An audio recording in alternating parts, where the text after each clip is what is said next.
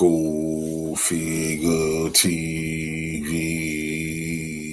Revolutionary salute. Revolutionary salute. Like, share, subscribe.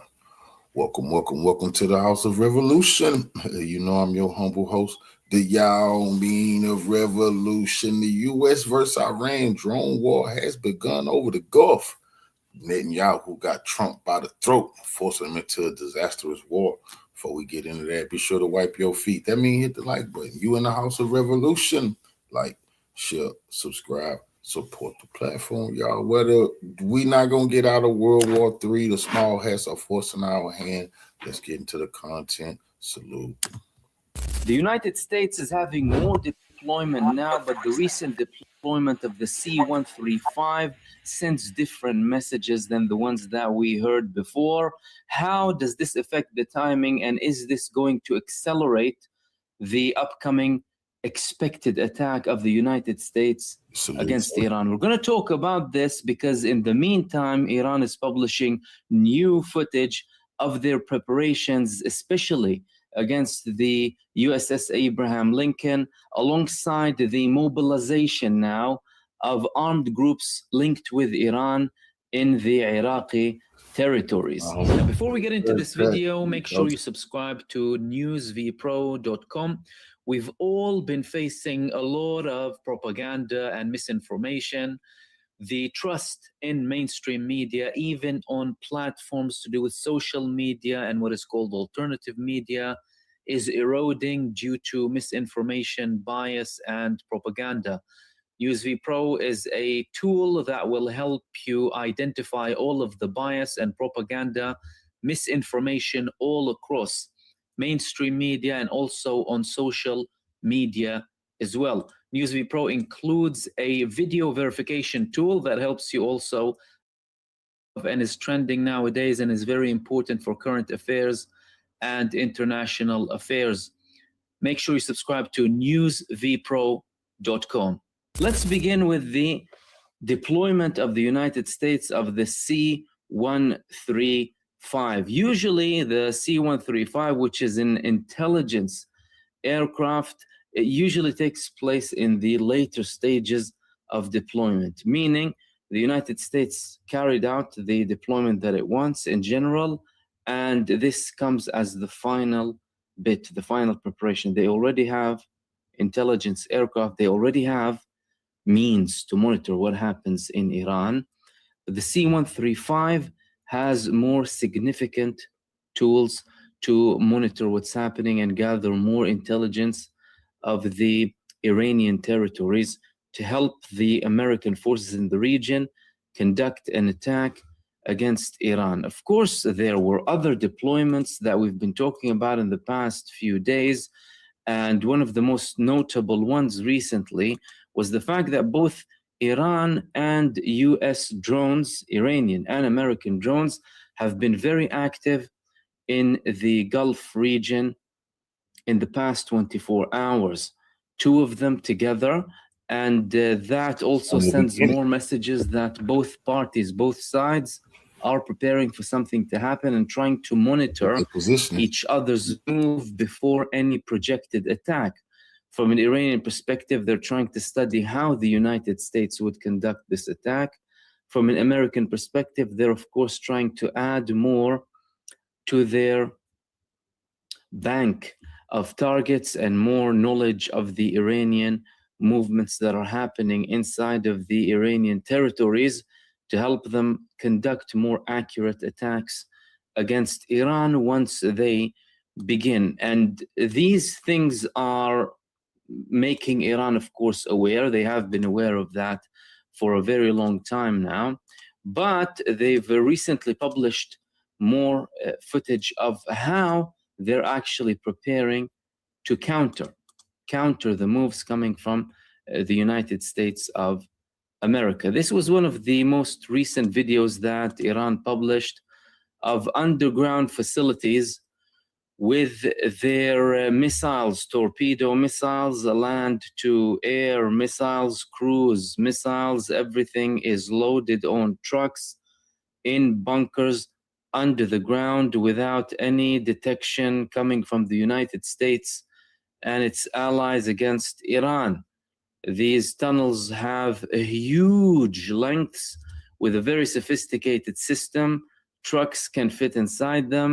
There is no information about their exact whereabouts and where do they actually conduct the launches from. From an Iranian perspective, they said that some of these attacks can be conducted from underground. They don't even have to come up, which indicates that they have certain openings that they'd be able to carry out successful attacks from without having any vulnerability to being detected from the American side or from the Israeli side. Why are they doing this now? They were doing this now to show the United States regime that they don't have what it takes to thwart any retaliatory measures coming from Iran against them. We already know that Iran has these missiles and capabilities, but they're trying to remind the American side because now a lot of the situation depends on the psychological warfare. The United States is trying to apply maximum military presence for maximum pressure to gain maximum concessions from Iran. And from an Iranian perspective, they're trying to show most of what they have to try and deter this aggression that is expected to happen against them. Now, of course, from the American side, the unsubstantiated 100% false claim is that they want to help the Iranian protesters, when really and truly what we saw is groups of people remotely controlled by the outside, many of them celebrating the Mossad inside of Iran, supposedly Iranian opposition groups raising Iranian flags 24/7, and external forces capitalizing on internal matters that, of course, some of the Iranians might have internal problems to do with economics that have been made by the external forces themselves, such as the economic situation inside of Iran. The United States had a blockade for very long against Iran. They've been choking the Iranian population. That would lead to certain measures that would lead to legitimate protests, but they were very, very quickly hijacked by these external elements linked primarily with Israel. Iran, of course, successfully thwarted most of these cells now because there are no more riots happening in Iran. However, from the American side, they are still keen on landing a strike against Iran, and all of this deployment doesn't come without reason. And there is so much you can hide. Yes, the American side wants to keep an element of surprise, but it would be very difficult to keep everything as a surprise with a country the size of Iran. We're not talking about a neighborhood here. This is a very large country. And for a very large country, you need to deploy a lot to make something effective. Now, yesterday we've been speaking about the preparation coming from the Iranian allies in Iraq, Yemen, Lebanon, and other parts too. Today, more images are being published of mobilization of certain groups in Iran, and these people are wearing white, signaling that they're ready for martyrdom because of the constant and escalating threats coming from the United States against Iran. That's a de facto declaration that these fronts are going to be open, at least Yemen and Iraq. Lebanon is trying to keep a level of ambiguity, trying to keep an element of surprise because they know that Israel's going to be involved in this, and the biggest leverage that the Lebanese resistance would have, excuse me, is going to be against Israel. Now, that's something they've been speaking about. As a matter of fact, there were recent meetings taking place in Israel to discuss the possibility of Hezbollah participating. Israel so far is trying to say that they're not necessarily going to participate. They're looking at what the Americans are doing, but really and truly, there's very high likelihood that they will be participating in any attack that the United States is going to conduct against Iran.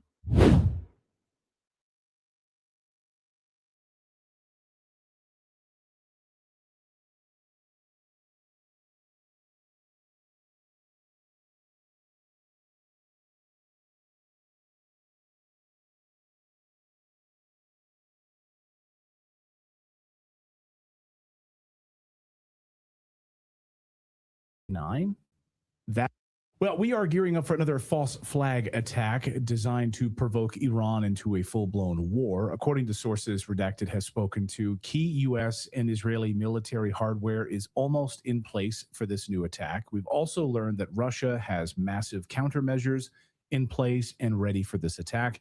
And we've also learned that the United States is not calling the shots here. Big surprise. Who do you think is calling the shots? Who runs everything? Of course, it's Israel. It's Israel and the deep state war clan in the United States with the coordination of the CIA that are driving this entire move, of course. Meanwhile, the U.S. carrier strike group now in place, ready for this attack. And according to the New York Times, which you could line your birdcage with, President Trump has received multiple U.S. intelligence reports indicating that Iranian government's position is weakening.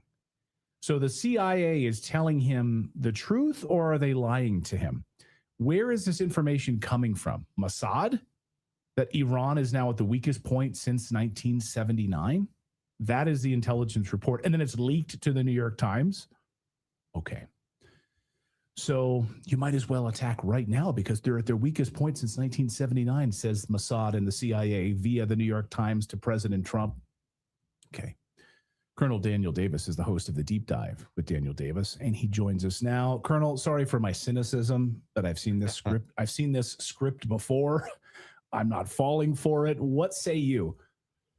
Yeah, I'm right with you. I was just nodding up and down before you brought me in here, just listening to that because, yeah, I don't see any. Now, I'll just preface this by saying I don't have any secret information into the inside of the Iranian regime, but I have certainly been following it most of my adult career, and I don't see any evidence that it's weakening. To the contrary, I see that they used a pretty iron hand to put down a rebellion, which was, we know openly, was foisted from the outside, from the Syrian Democratic Forces in some regards, from Mossad, according to Mike Pompeo, who tweeted it out on New Year's Eve. And Mossad themselves tweeted it out. Okay. Okay, well, I missed that one. But you see that when I hear of people like Jack Keane on U.S. television, John Bolton, and they talk about how these poor demonstrators and these poor people, we have to go help them. And I'm thinking, what are you talking about? We're the ones who have the economic sanctions on the regime to harm the people, to make them uprise, and then stir them up. And now you want to say that that's why you're going to turn them, to help them? I mean, obviously, that's when I think we get into what you were talking about at the top here, is that this sounds like a false flag situation. Maybe the false flag is not the right word, but it sounds like you're trying to dupe the American people in believing we have to go do something to help those poor people that we are the ones that put in that position, and then to claim, well, they're at their weakest point. That's what you want to be true. And I think that is the intent. That's what they wanted it to be the truth. So these protests could rise up with all the Starlinks you saw, 40,000 were discovered. Who knows how many weren't? All kinds of fingerprints all over this. But I don't think it worked. I think that they got back control of it. I think a lot of Iranian people paid the price because they listened to us, because they tried to do it. They were put down. And now I think that there's a lot of firmness inside Iran. For example, if you didn't see anybody from the IRGC turn and join the protesters, or anybody from the government abandon the place, you don't see any of the military joining if that was the case, then you could say they're weak. I haven't seen any of that. If it happened, I didn't see it.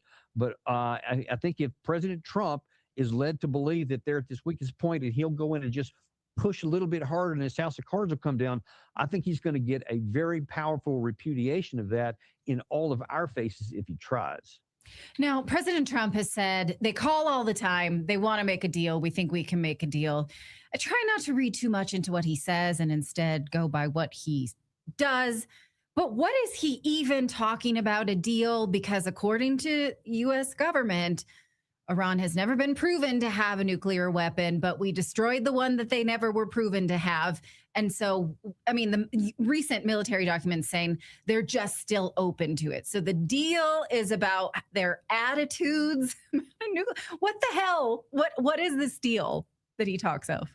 I'll tell you, Natalie, it's more fantasy. The Axios had a piece, I think it was today or maybe it was last night. I think there was an interview with the president yesterday.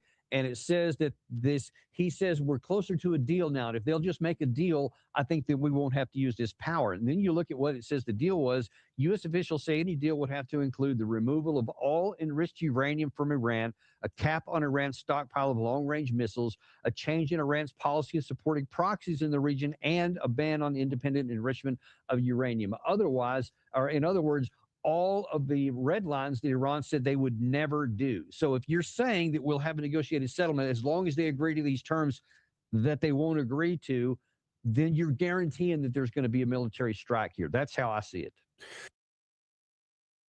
All right. Even though I'm not in Utah, I'm now connected to Salt Lake City using ExpressVPN. Honestly, I couldn't do this job every day without ExpressVPN. That's not an exaggeration. Every single day, I need to check websites, read reports, access sources from around the world, protect private data.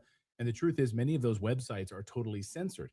Governments block them, corporations restrict them. And if you travel abroad, you're going to find that even basic sites you rely on just don't work, period. Traveling through Europe, that just happened to me. Countries all over Europe, the UK, Portugal, censor speech. They censor all sorts of websites. I use ExpressVPN because then I'm able to connect to all of those websites that I can do my job. Here's how it works. ExpressVPN lets you change your online location instead of being stuck with the version of the internet that your government wants you to see. You can actually connect through one of ExpressVPN's secure servers in another country, or now they've just added, so there are servers in all 50 states across the United States. So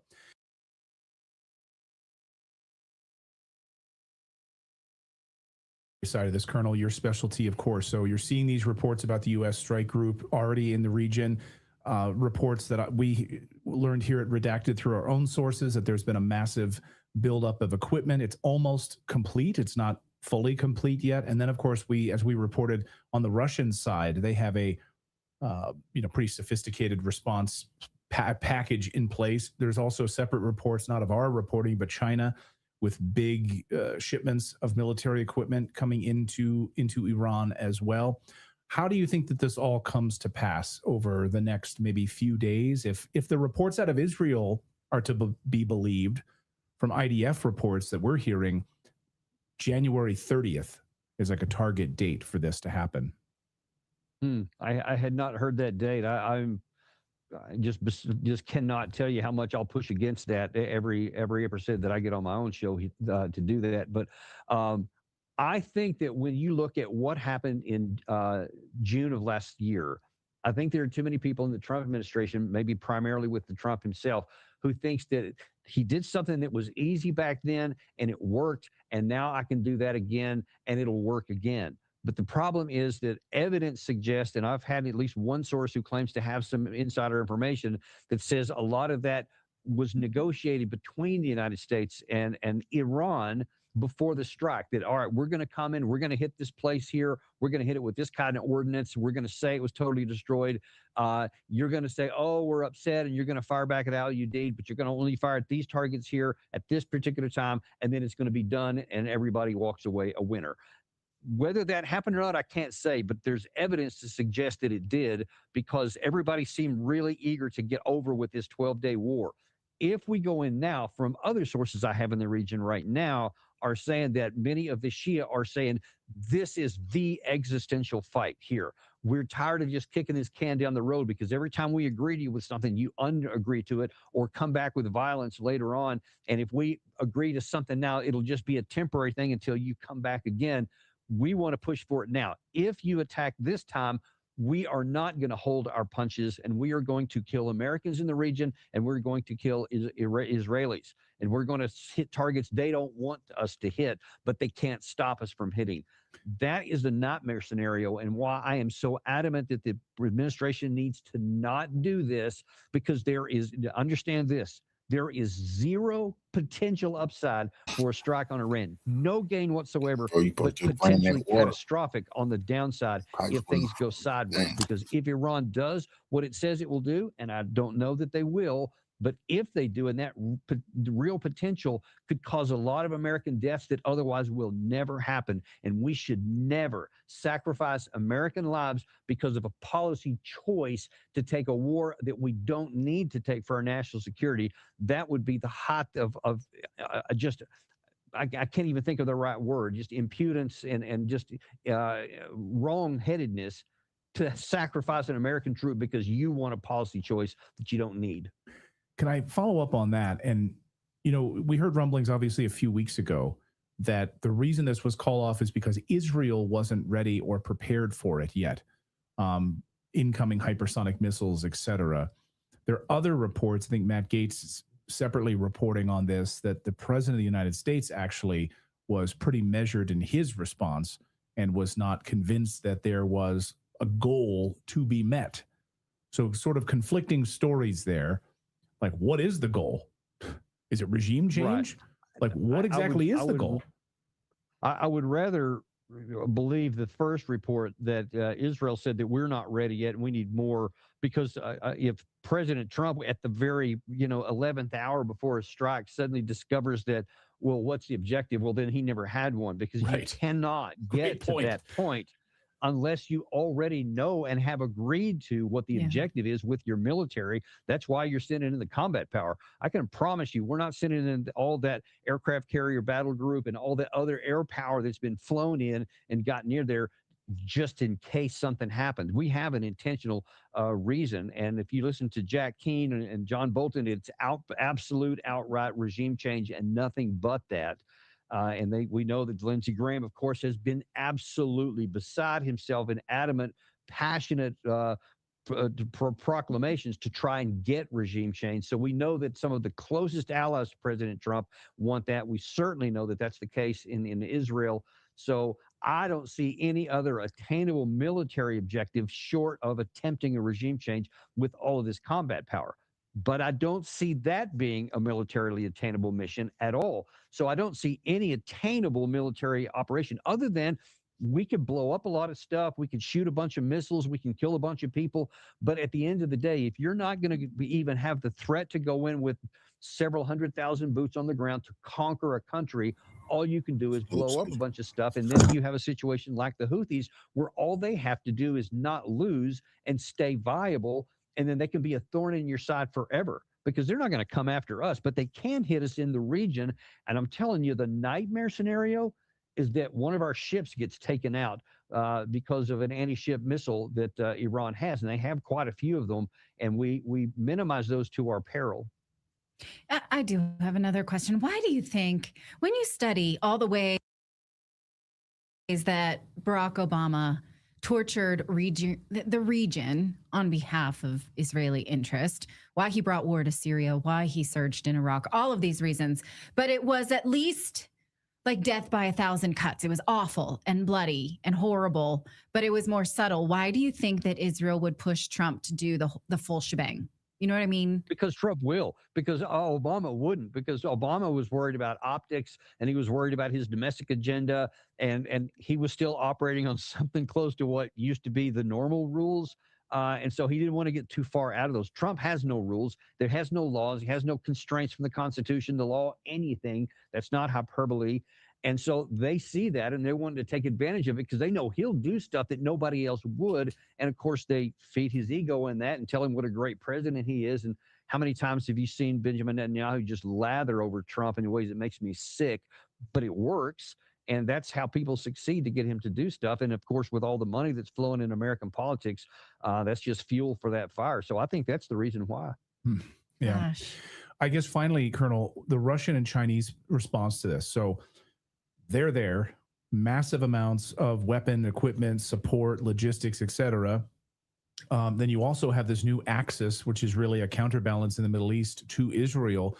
What sort of a response do you think we'd see from Russia, China, and this new sort of Saudi Arabian axis trying to put a buffer between Israel and Iran? Yeah, I think that China and Russia will both do things in logistic help, in some supplies in the background, probably not unlike what China does to help Russia in the war against Ukraine. It's not any direct military support, but it's like dual use kind of things that they need to have to make other things. Because I think that China and Russia are both perfectly content to just sit back and watch us eat ourselves and watch us just impale ourselves in a war here that will only drag us further down and will drive a further wedge between us and other of our own allies, much less others around the world, and is making BRICS look better and better. I mean, you can see that with some of the fallout from our absurd obsession over Greenland and all the things that we were nearly willing to do with our own allies in taking something by force, even though we had an agreement where we could have just expanded our military base with no problem at all, but Trump wanted it. So now there's all these issues, that have gone along with that. And we see when Trump continues to say all these, harsh words against and put tariffs every time somebody does something he doesn't like against friends. And now that you see Mark Carney just signed a big trade deal with China. You see the European Union today brag about their big trade deal with India, BRICS, two BRICS companies. So I think China and Russia are going, hey, we're not going to get in the way of our enemy and give them any excuse to do anything to us. We'll let you impale yourselves, and we'll just pick up the rewards and the windfalls outside of this by looking like the more responsible state. That's what I really think that they're going to end up doing. Yeah. Colonel Can I kind of chime in? Oh, sorry, real quick, just on this kind of point, because it comes up so seldom, and that's just that, like, so Israel has a pretty long-standing "we will nuke you if we start to lose" kind of attitude, and they've publicly said that. And so getting involved with Iran, I think the state that gets left out the most is Pakistan, who has flat out said, "We will nuke Israel if Israel nukes anybody else." And so that there's this kind of like standing chain reaction of, because like Russia and China, I doubt would retaliate against a nuke because they understand the broader picture, but Pakistan, I think, would. And I mean, if you want to see like that nuclear Armageddon chain reaction, I think it starts with that of Iran attacking Israel to the point that Israel feels threatened. Israel then nukes Iran, and then out of nowhere, Pakistan nukes Israel, and then all hell breaks loose everywhere. Yeah, all hell would have broken loose already by that point. I tell you, I do worry about the first part of that, about Israel losing, because if they calculate it, I think that they may have, that one of the reasons they may have paused on the 14th of January is because they wanted more combat power in and more buy-in from the Trump administration so that the two could go all in. Because I think Israel has rightly calculated that if there is an attack on Iran, they recognize they're going to catch some missiles in the teeth. They know they can't stop them all, but they think if they had the U.S. together, that they could take out the conventional threat before the pain gets too great, and then the end result will be the same. But if they have miscalculated, and we don't have the power that they think we do, and I'll tell you, we don't have the sustainment capability. If this turned into a long war and dragged out, we don't have enough missiles to be able to fire and sustain a long-term engagement. Iran may have enough to cause really big damage into Israel, and they could get to a point to where they could say, okay, all the fun and games is over. That's why we have a nuclear threshold, and we're going to use it. They could do that. I know what Pakistan has said, but I rather doubt that they would be doing it, because I think that India would not want them to do it. China would not want them to do it. Nobody would want them to do it because of the chain reaction potential. And I also don't think that when push comes to shove, that they're not going to want to catch an Israeli missile in their teeth with the nuclear capable, because Israel certainly isn't going to use all their weapons on the one strike on against Iran. So I don't think they would do it, but don't find out, because if I'm wrong, like you said, it's all hell has broken loose on Earth. Yeah, if you're wrong, we're not going to be here to call you on it, Colonel. There'll be nothing left. And again, it's based on nonsense. They're saying Iran has specifically said, we're not going to strike you. We're not going to do this. They never have. They've never have. And so now there's no question about that. The Trump administration is saying we have to do it to preempt them doing it to Israel. It's nonsensical. And in fact, the leader of CENTCOM is there saying we're preparing for the preemptive strike that would prevent what they've never done. It's such bullshit. I couldn't say it better. Yeah. Okay. Well, we give that a big BS, redacted BS. Thank you, Colonel. It's always good to see you.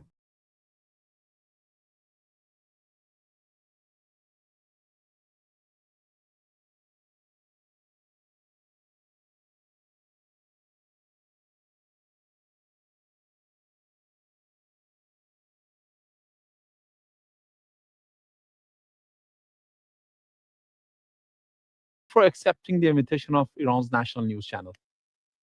My pleasure. The idea of regime change in Iran has been on the agenda of United States of America and Israel for years. My question is, how does China look at the issue of regime change in Iran, and what position does it take towards it? Well, from the perspective of Israel and United States, they have failed to make an impact on Iran on their 12-day war. So right now, what they're doing is they're trying to do regime change on the cheap by encouraging civil strife inside Iran. From China's perspective, Iran is a friendly country, and China has always preferred stability over anything else.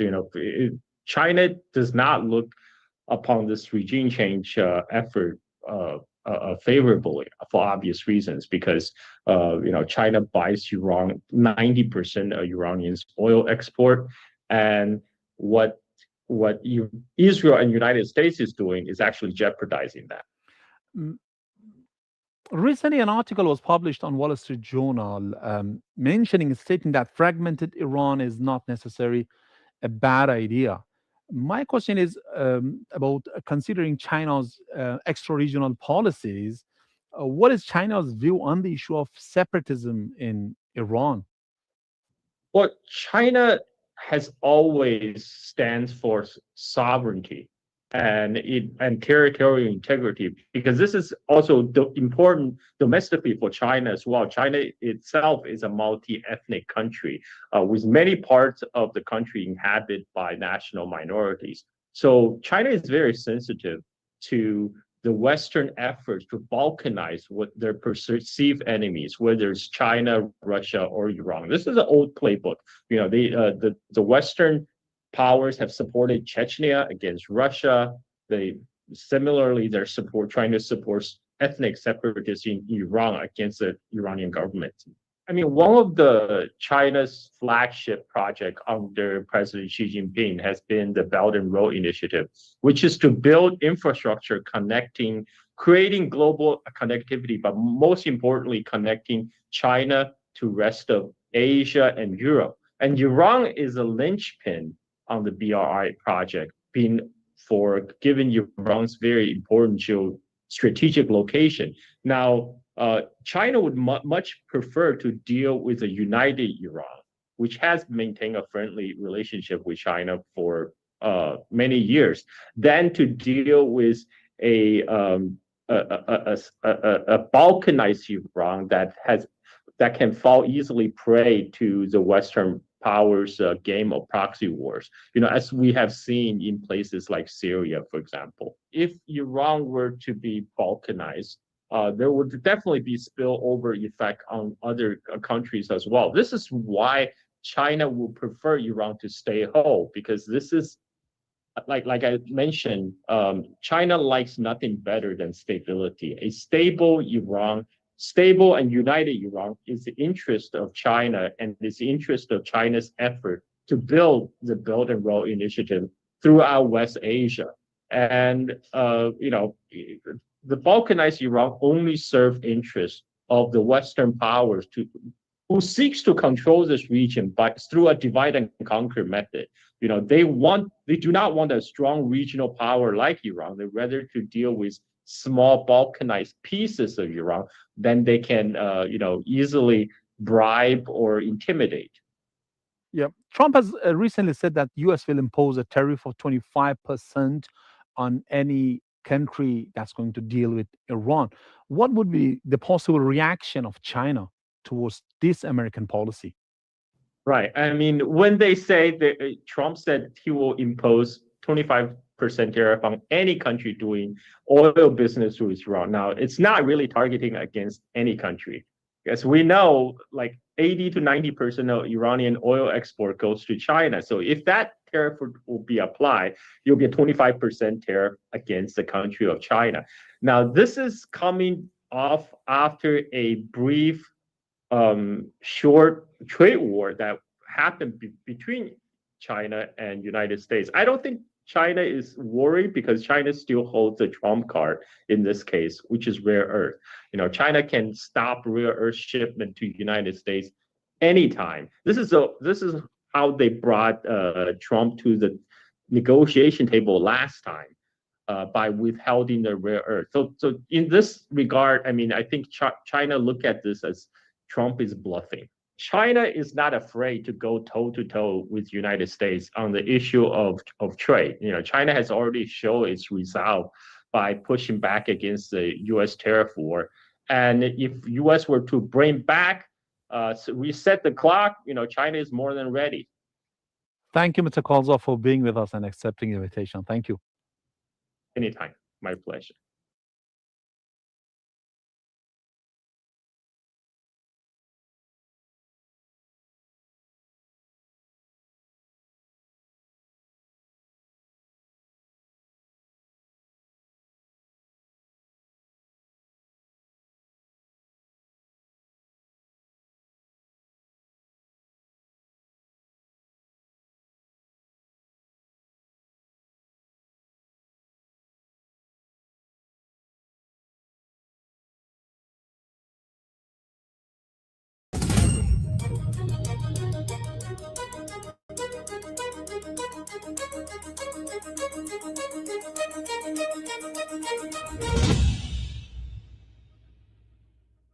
Friends, today we are diving into a very dangerous and vital scenario.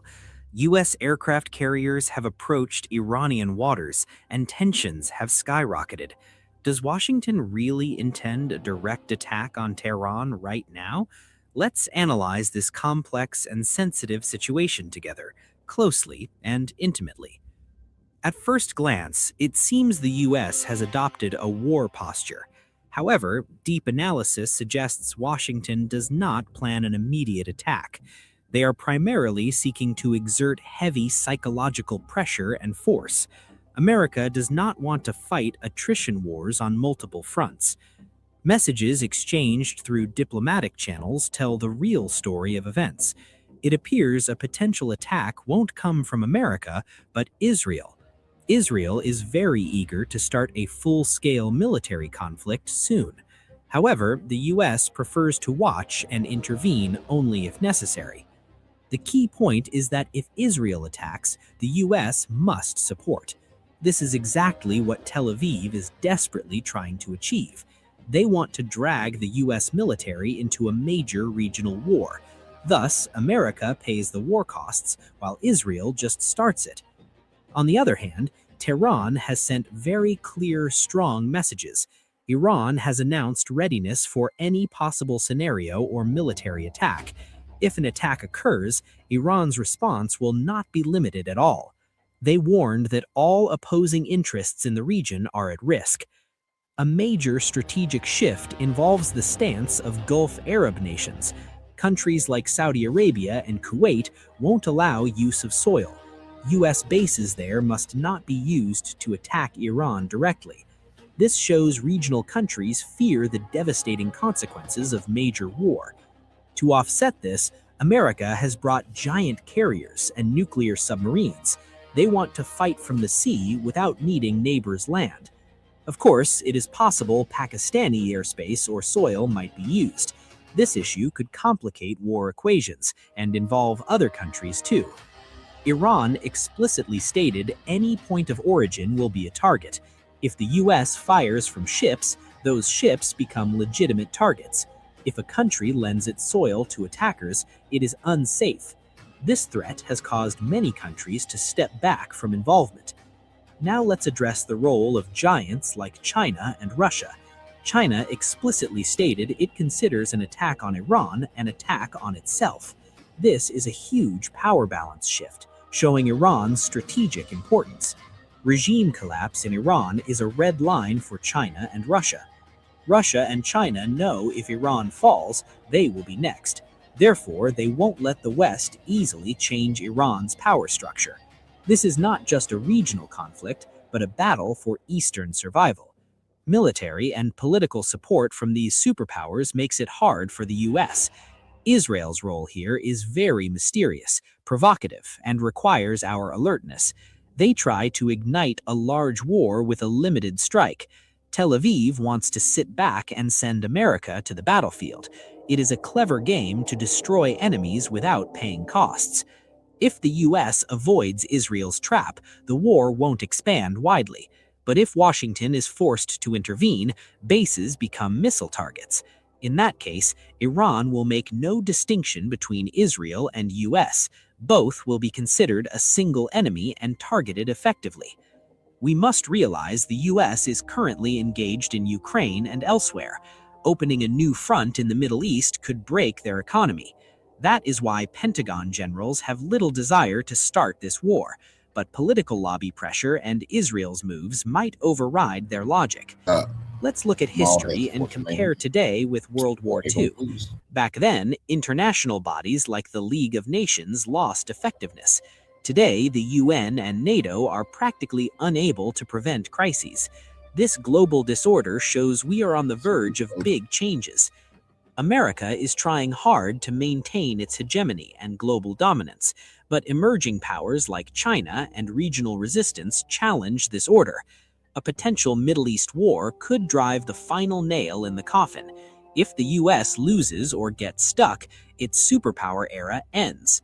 European countries are currently not in a good economic or political state. They cannot fully support the US in a new, costly war. That is why we see Europe acting more cautiously in tensions. They know their energy security depends on stability in the Gulf. If war happens, it will likely be fast and highly destructive. Whichever side uses strategic and powerful weapons first will be the winner. Iran has worked on missile and drone capabilities for years for this. They believe they can inflict irreparable blows to Israel's critical infrastructure. The weapons Iran possesses might include some that are not unveiled yet. Reports exist that advanced technology from Russia and China reached Iran. This means Western calculations about Iran's defensive power might be wrong. Surprises on the battlefield could change the region's fate in hours. The current global situation is fragile. A spark could explode the powder. We are witnessing a new Cold War that could heat up any time. The US wants to create fear with ships, but Iran stands firm.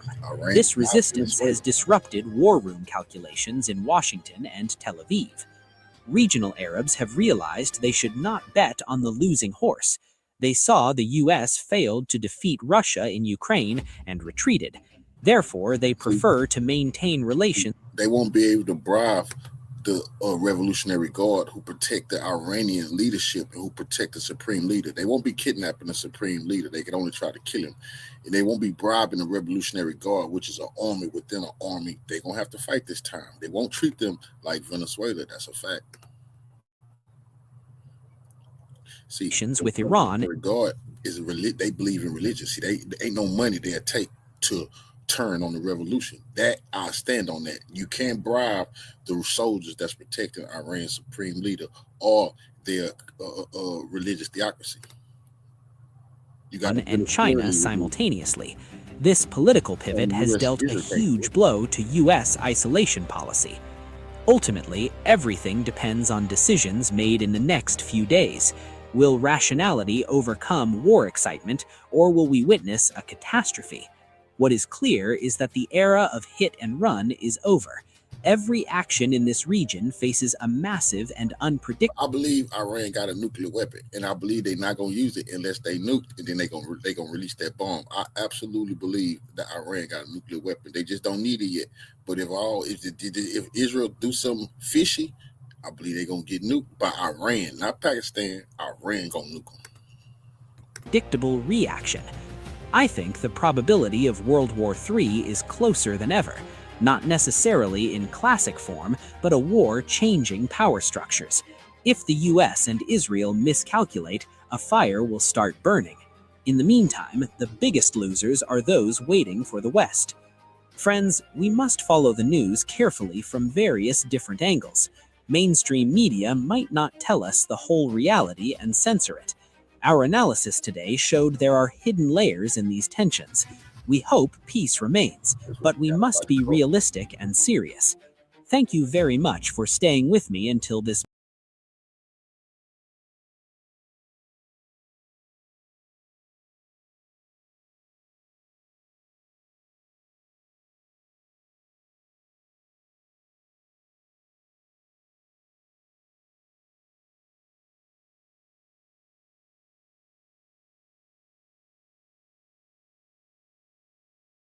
the Geostrategic Podcast. Hello, everyone. Thank you so much for joining us today, whether you're watching or listening.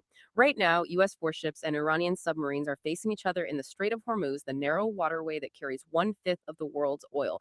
One miscalculation here doesn't just mean a military incident. It means oil prices surging, global markets shaking, and supply chains feeling the shock within hours. Iran isn't matching the U.S. Navy ship for ship. Instead, it's deploying silent submarines designed for ambush, turning shallow water into a trap for the most powerful fleet on Earth. In this video, we break down what's really happening beneath the surface, why this favors Iran's strategy, and how close the world may be to an energy crisis. Before we dive in, hit like, subscribe for deep dive geopolitical analysis, and share this video. Then tell me in the comments. Who actually controls the Strait of Hormuz, the US Navy, or Iran? Your take matters. Okay, let's dive right into that. The word ambush stands out to me.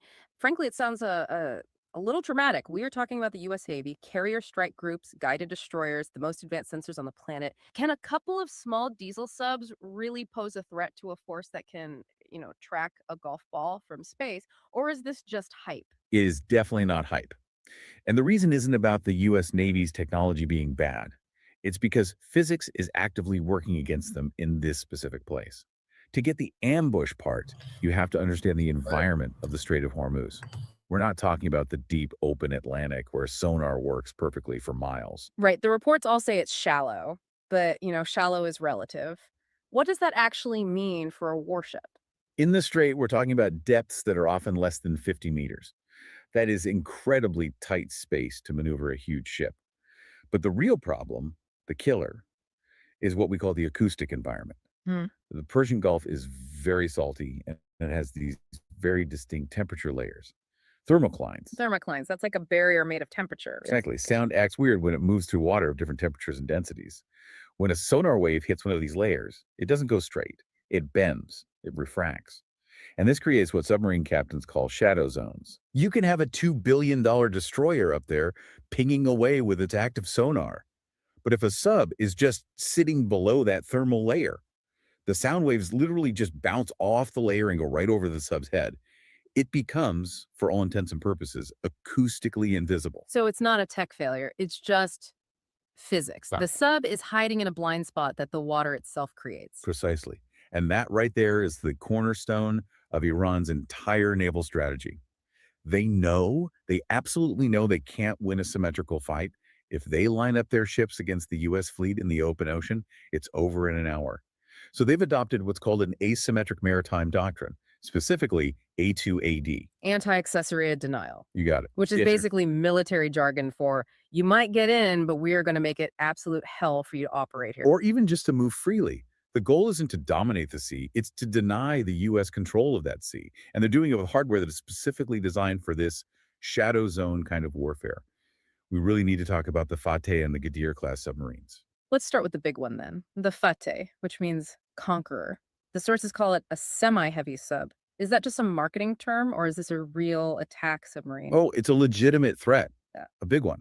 It bridges a gap Iran has had for a long, long time. It's about 48 meters long, displaces around 600 tons when submerged, and crucially, it's indigenous. They build it themselves, which makes them resilient to sanctions. But the danger of the Fateh isn't its size, it's the lethality they've packed into that frame. It has an endurance of 35 days. 35 days underwater. Operational durability, yes. It can stay on station for over a month without needing a support ship. But here's the real leap in technology, the thing I think a lot of people miss. The Fateh is equipped to launch anti-ship cruise missiles from underwater. Whoa, hold on. How does that work? I mean, usually you've got a surface, open a hatch, and fire, which basically puts up a giant sign that says, "Here I am," to every radar in the Gulf. Right. But the Fateh uses a special capsule system. It ejects a waterproof capsule from its torpedo tube. That capsule just floats to the surface, and only when it breaks the water does the rocket motor ignite and the missile take off. The submarine itself never breaks the surface. It stays hidden down in that acoustic shadow. And what's the range on a missile like that? The sources are indicating a range of about 200 to 300 kilometers. Okay, that completely changes the geometry of the battlefield. The strait is narrow. A 300-kilometer range means you're not just hitting ships in the waterway. You can hit targets across the entire Gulf. Exactly. It puts U.S. bases in neighboring countries in range. It means that the Fateh can strike from way over the horizon.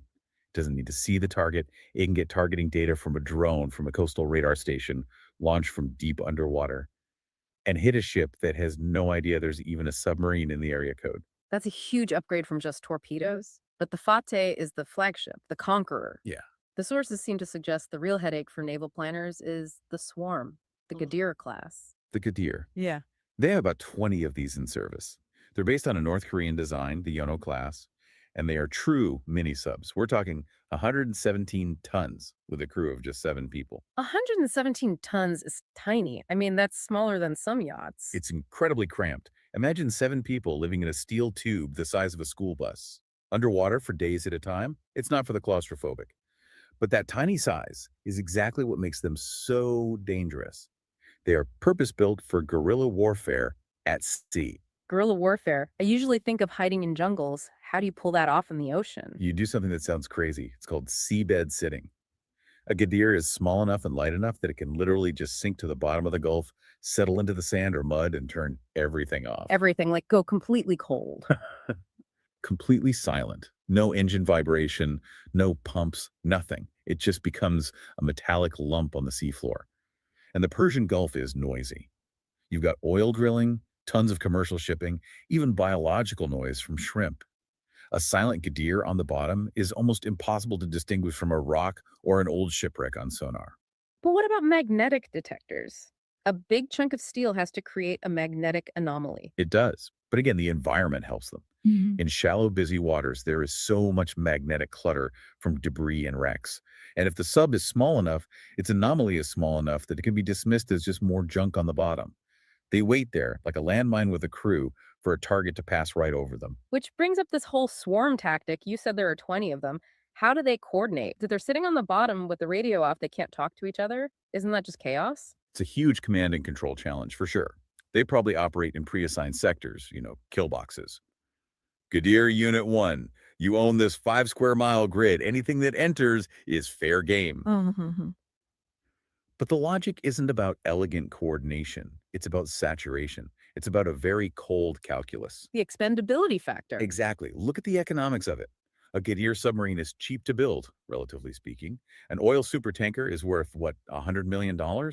A U.S. destroyer is $2 billion. If Iran trades 3 Gadir subs to take out 1 tanker, or even just damage 1 destroyer, that's a massive strategic win for them. Trading a few pawns for a castle. That's a perfect analogy. And when you have 20 of them, plus their fast attack boats, plus drones, you force the U.S. Navy to look in 100 directions at once. You can handle 1 threat. Can you handle 20 simultaneous threats in a confined waterway? That is the whole point of a swarm. And these little subs, they're not just for surveillance, they have teeth. Oh, significant teeth. They carry heavy torpedoes, like the Valfager, for close-range ambushes. But they've also been retrofitted with the JASC-2 missile system. So even these tiny 117-ton subs can now launch missiles from underwater. It's an incredible force multiplier. I want to push back on something here, though. We're talking about torpedoes and missiles, but the reports also emphasize mine warfare. That feels old-fashioned. I mean, sea mines have been around since the Civil War. Is a floating metal ball really a primary threat in the 21st century? Or is it more of a nuisance? It is absolutely a primary threat. And in some ways, naval commanders fear mines more than they fear missiles. You just have to look back to 1988 to the USS Samuel B. Roberts. It hit one simple, cheap Iranian mine in the Gulf. The explosion nearly broke the ship's keel in half. It took a heroic effort to keep that frigate from sinking. One mine, a single cheap mine, almost took out a U.S. warship. That's right. And mines are the ultimate asymmetric weapon. You can drop them from a sub like the Fateh or even a Gadir. The second you even suspect there are mines in the water, all maritime traffic just stops. Because nobody's going to risk a supertanker hitting one, the insurance alone. Forget it. And clearing them is slow, tedious, incredibly dangerous work. You have to bring in specialized minesweepers. And what do you think happens when a U.S. minesweeper is moving at 5 knots in a predictable pattern looking for mines? It becomes the perfect slow-moving target for the submarines that are still hiding out there. Exactly. It's a layered defense. The mines force the enemy to slow down and become predictable. They become vulnerable. And then the submarines and the coastal missile batteries take their shot. It's a kill box. And this all connects directly to the so what for everyone listening. We're not Not just discussing military tactics. The sources call this submarine fleet an economic weapon. That is the most crucial takeaway. Iran doesn't have to sink the entire U.S. Fifth Fleet to win. They just have to make the Strait of Hormuz look dangerous. Because the market absolutely hates uncertainty. It panics at uncertainty. That 20% of the world's oil flows through there. That's over $1 trillion a year in value. If there's just a credible threat, say a Gadir pops up, gets a sonar lock on a tanker, and then disappears again. Insurance rates for every single ship entering the Gulf go through the roof. And those costs get passed on to consumers immediately. Instantly. Shipping companies raise their rates. Oil traders start speculating on a shortage. One of the sources we looked at estimated that a single small skirmish, not a war, just an incident, could easily push oil prices up by $10 to $20 a barrel. Which hits you at the gas pump, it hits your heating bill, it hits the cost of everything on a grocery shelf because transportation costs spike. Precisely. And this gives Iran an incredible lever of power. It's called escalation control. They can dial the pressure up just enough to hurt the economies of their rivals like Saudi Arabia and the UAE and the West, without ever crossing the line into a full-scale war that they know they would lose. It's a very delicate game, though. It's like playing with matches in a gas station. It is. But because they've built these capabilities at home, the Fateh and Gadir are built in places like Aba City. They're resilient. Sanctions haven't stopped them from building this fleet. They don't need German spare parts to keep a Gadir running. They can keep this threat active basically forever. So to zoom out, the picture is this. On one side, you've got the overwhelming technological might of the U.S. Navy designed for deep open ocean combat. And on the other side, you have the swarm of cheap, small, stealthy subs using the unique physics of the Gulf to create a trap. That's the perfect summary of the checkmate dynamic. It's not that the U.S. couldn't win in a total war. Of course they could. It's that the cost of doing so, the economic disruption, the potential loss of incredibly expensive ships, is just agonizingly high. Iran has created a situation where the price of intervention is almost too painful to pay. It challenges the very idea of what control even means. You can have an aircraft carrier on the surface, but if you don't control the seabed, do you really control the strait? That is the exact question that is keeping admirals awake at night. Before we wrap this up, let's bring it back to the person listening to this right now. What's the one final thought they should take away from all this? I would say it's about the fragility of the global system we all depend on. We tend to think of the global economy as this big, robust, unstoppable machine. But what this deep dive shows is that a 117-ton metal tube costing less than a fancy apartment in London, sitting silently in the mud at the bottom of the sea, has the power to send shockwaves through your retirement account and your daily cost of living. That is a very sobering thought. The real leverage points of our globalized world are sometimes hidden in some very deep, dark places. And they're waiting. Thank you all for listening or watching this deep dive into Iran's underwater capability.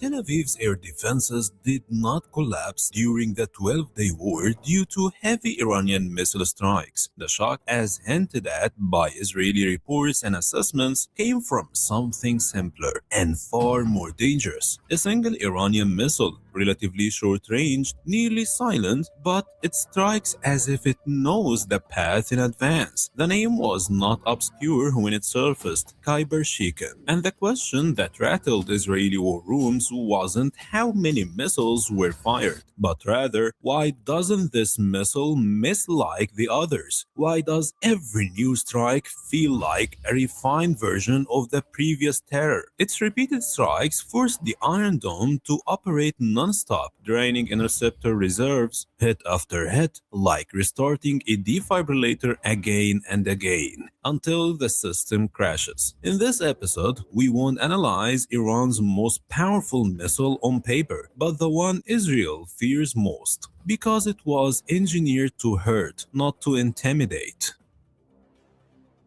It's not the most powerful in terms of payload, nor the most famous in Iran's ballistic arsenal, but undoubtedly the black horse of Iran's next assault. Khyber Shikan, a medium-range ballistic missile built for rapid launch, precise impact, and a swift disappearance before Tel Aviv even registers what happened. It belongs to Iran's third generation of solid-fuel ballistic systems, created to solve what Shahab, Qadr, and Imad failed to do, and redefines the art of Iran's fast first strike. Its frame stretches approximately 11.4 meters in length, with a diameter close to 76 centimeters and a launch weight ranging between 4.5 to 6.3 tons, depending on its payload and platform. The missile is single-stage, fueled entirely by domestically developed solid propellant, which gives it faster launch readiness than most of its peers and makes it less vulnerable to pre-launch strikes. Its warhead weighs around 500 to 550 kilograms, shaped of aerodynamic efficiency and terminal maneuverability, meaning Khyber Shikan doesn't just fly,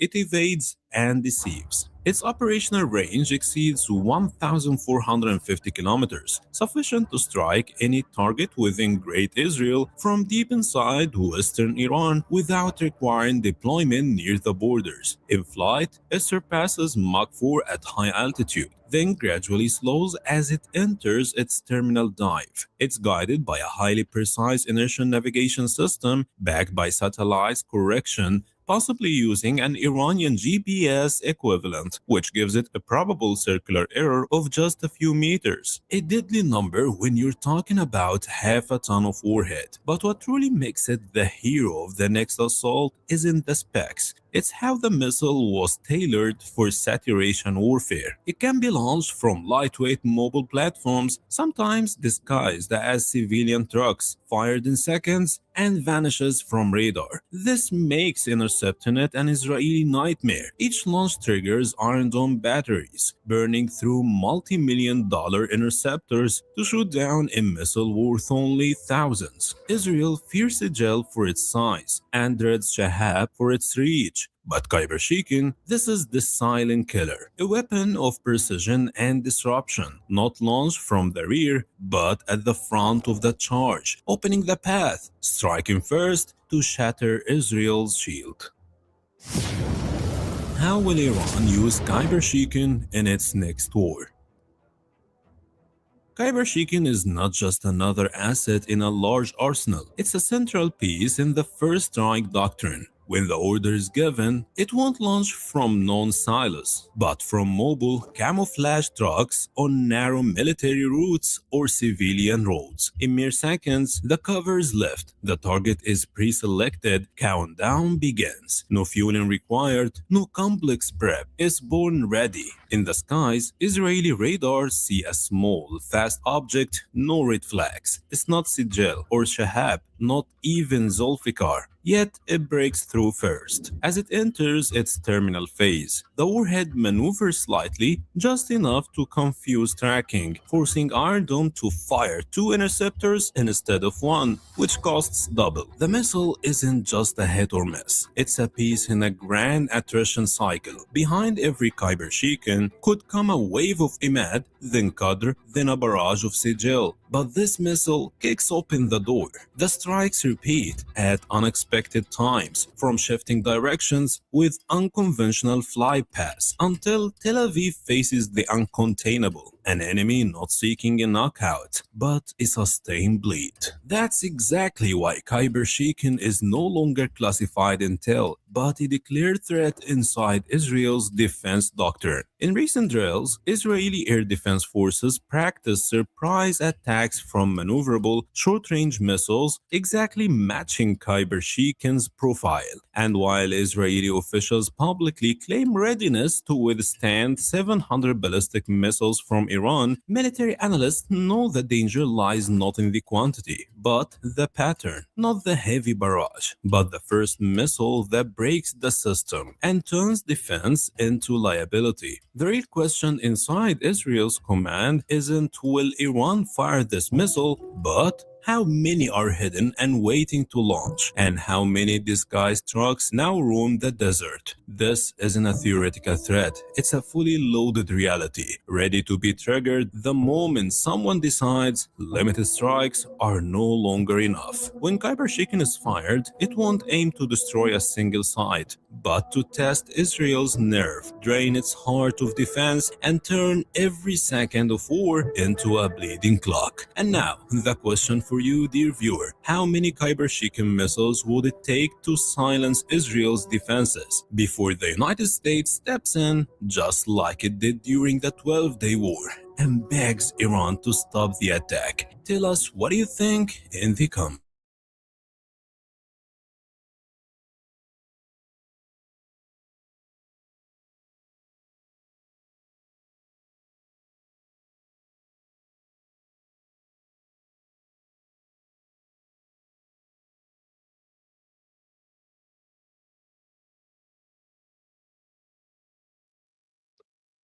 Welcome back. We are joined today by Scott Ritter, a former UN weapons inspector, a US Marine Corps intelligence officer, and a prolific author.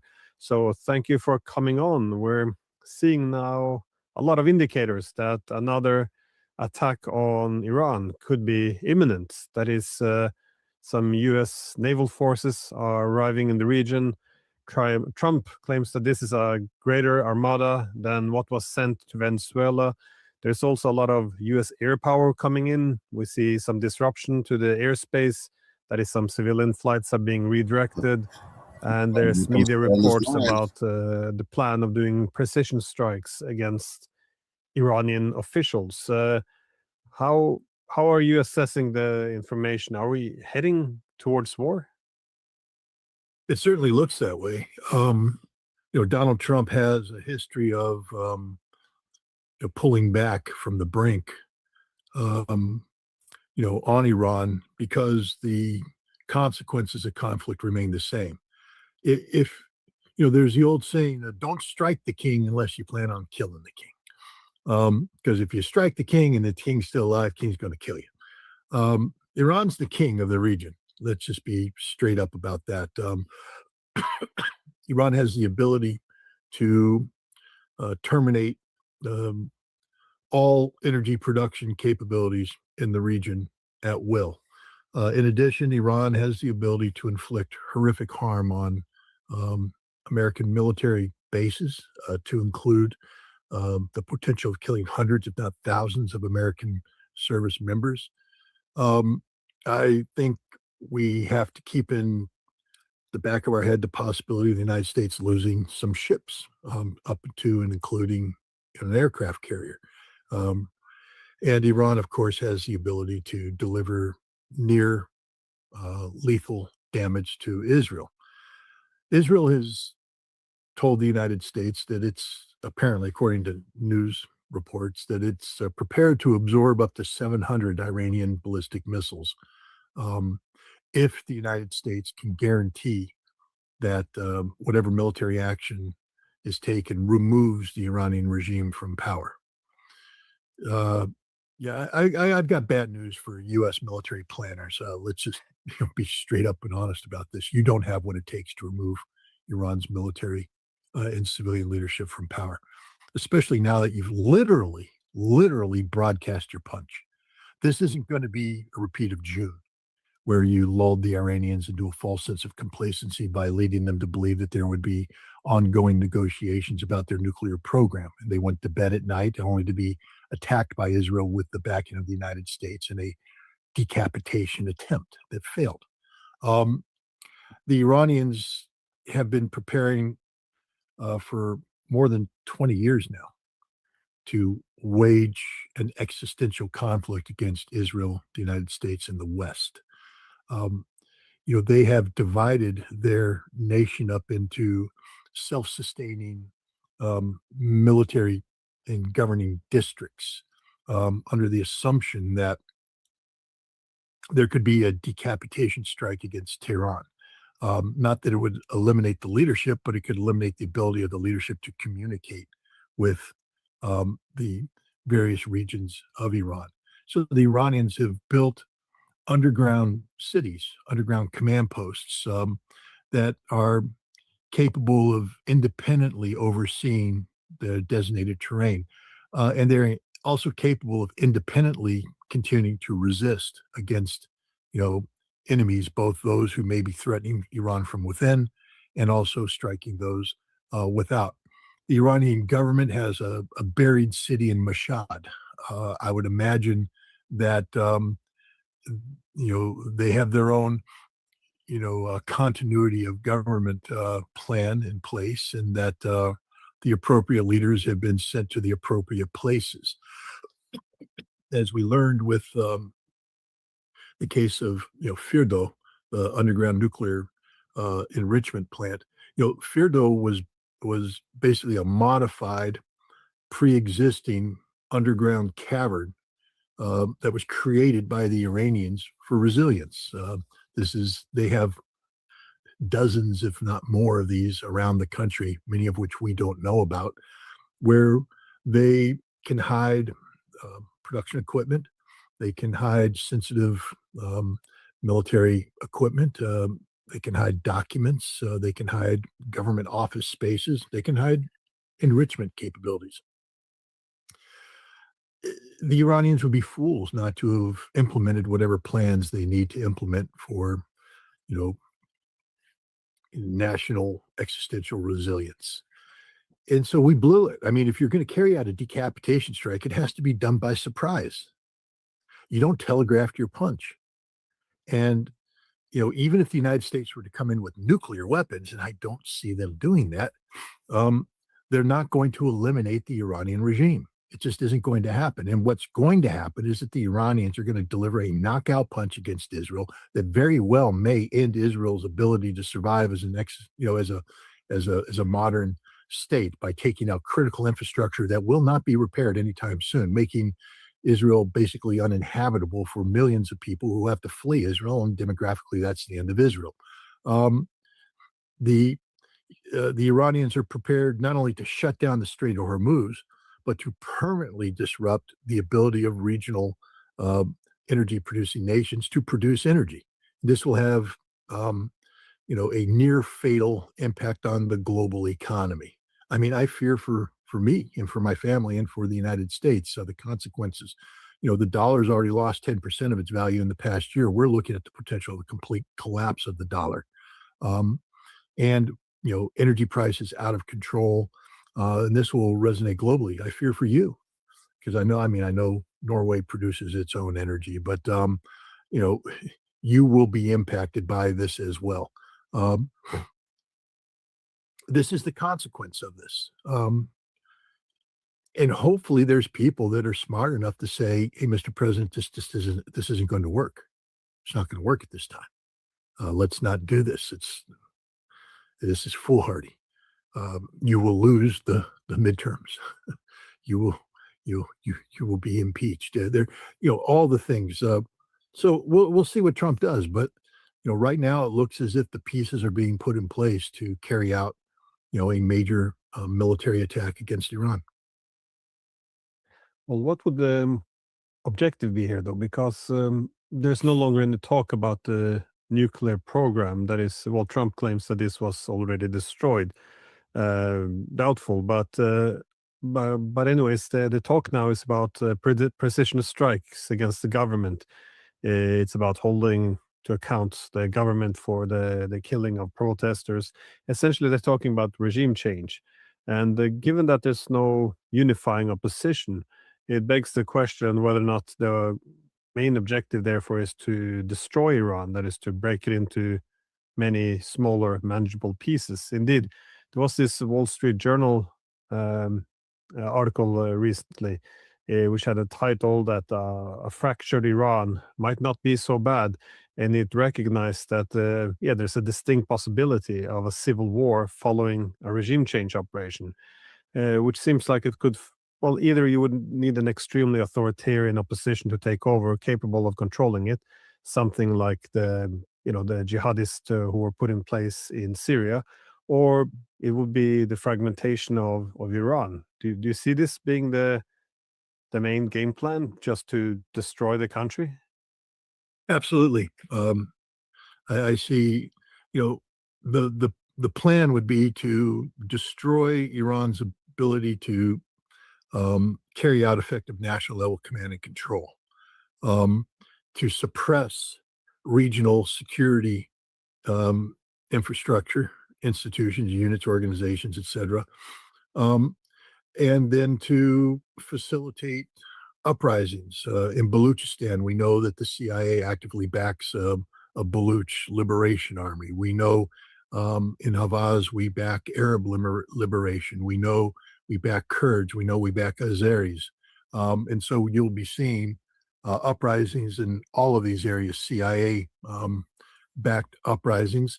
And then you'll have the MEK and the monarchists working to destabilize Iran from within. What I guess the core of Iran.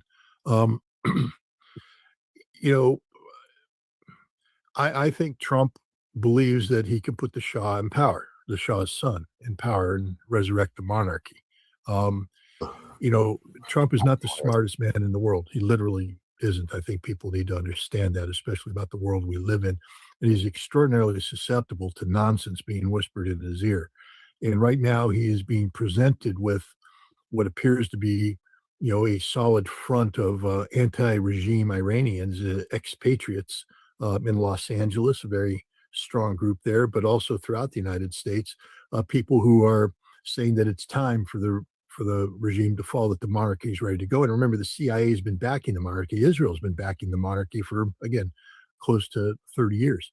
So I think Trump has bought into the nonsense, and he believes that this plan can succeed.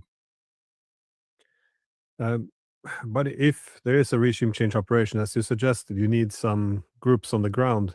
I had the impression that the efforts to instigate all these riots and anti-government violence, which died off recently, that this was essentially the opportunity to go after the Iranian government, and once it failed, that the US or Israel would come in bombing during the chaos in a way of supporting an uprising.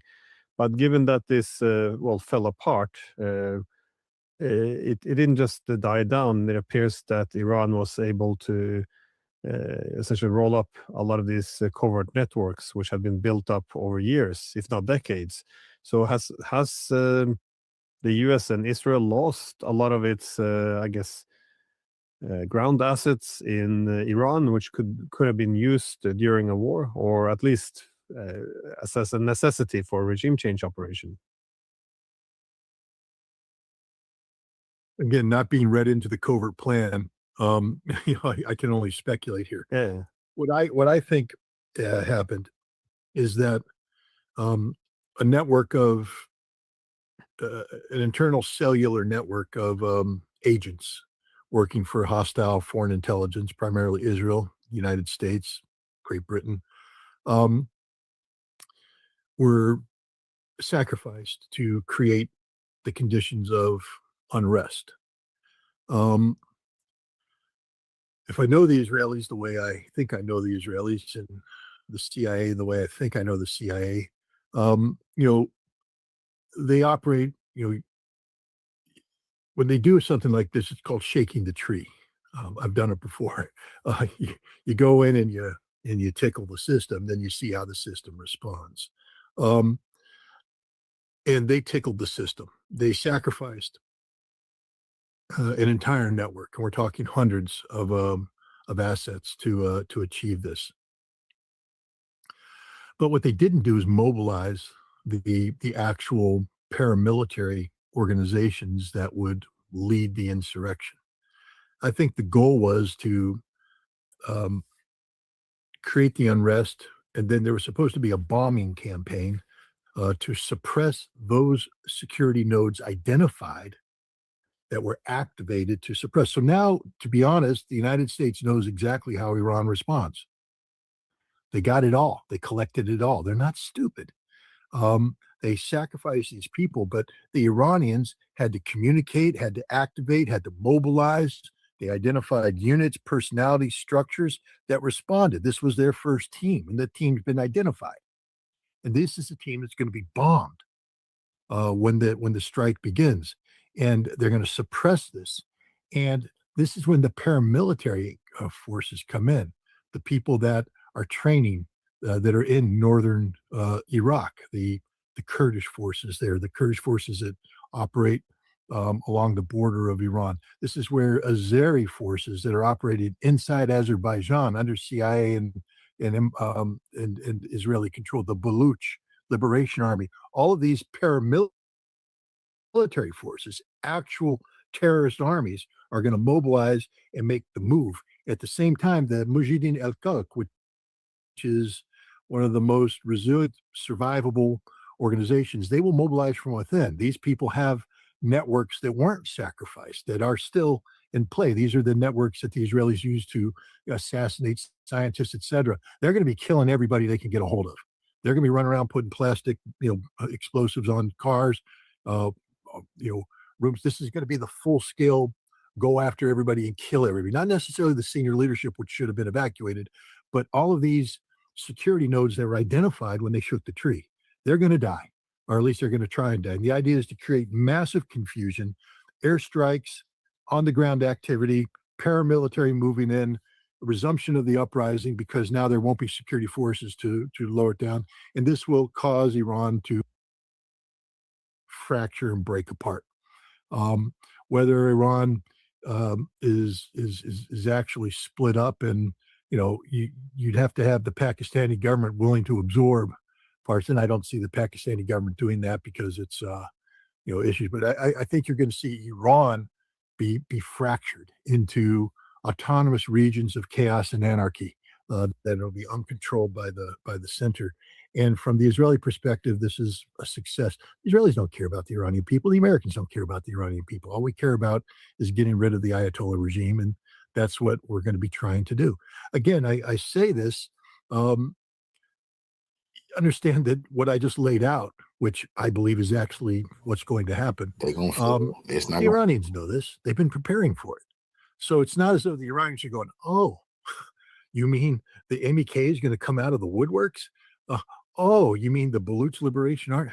The Iranians are ready for this. Now, how ready you are, I mean, it's like saying I'm ready for my... Scott said they were going to defeat the Iranians the first time and wipe their nuclear weapons out and all that type of shit. It didn't happen. He trying to get his passport back. They just seized his bank account. He got to say he got to try to strike fear into the Iranians. See, this is psychological warfare. Why Scott is saying this? He said that the first time to strike fear into the Iranians, the government is forcing this man's hand. And all these interviews, they know what's going on with Scott in the Iranian situation. For Mike Tyson to punch me in the face. Can you really be prepared for Mike Tyson to punch you in the face? If he knocks you out, you're knocked out. But at least the punch is coming and you can prepare for it. We'll see what happens. I think this is a horrible government. There's no reason for the United States and Israel to be pushing for the elimination of the Iranian government at this time, except that Benjamin Netanyahu desperately needs this for his political survival. So once again, the United States is willing to sacrifice everything, our national security, our national legitimacy, everything on behalf of Israel. Well, if you're advising the Iranian government, or if you're just in Tehran, how would you assess their likely response? Because in the first attack on Iran, I would have thought that they never need to have nuclear weapons. Don't even think about nuclear weapons. Hell no, they don't need to listen to Scott on the Iranian situation.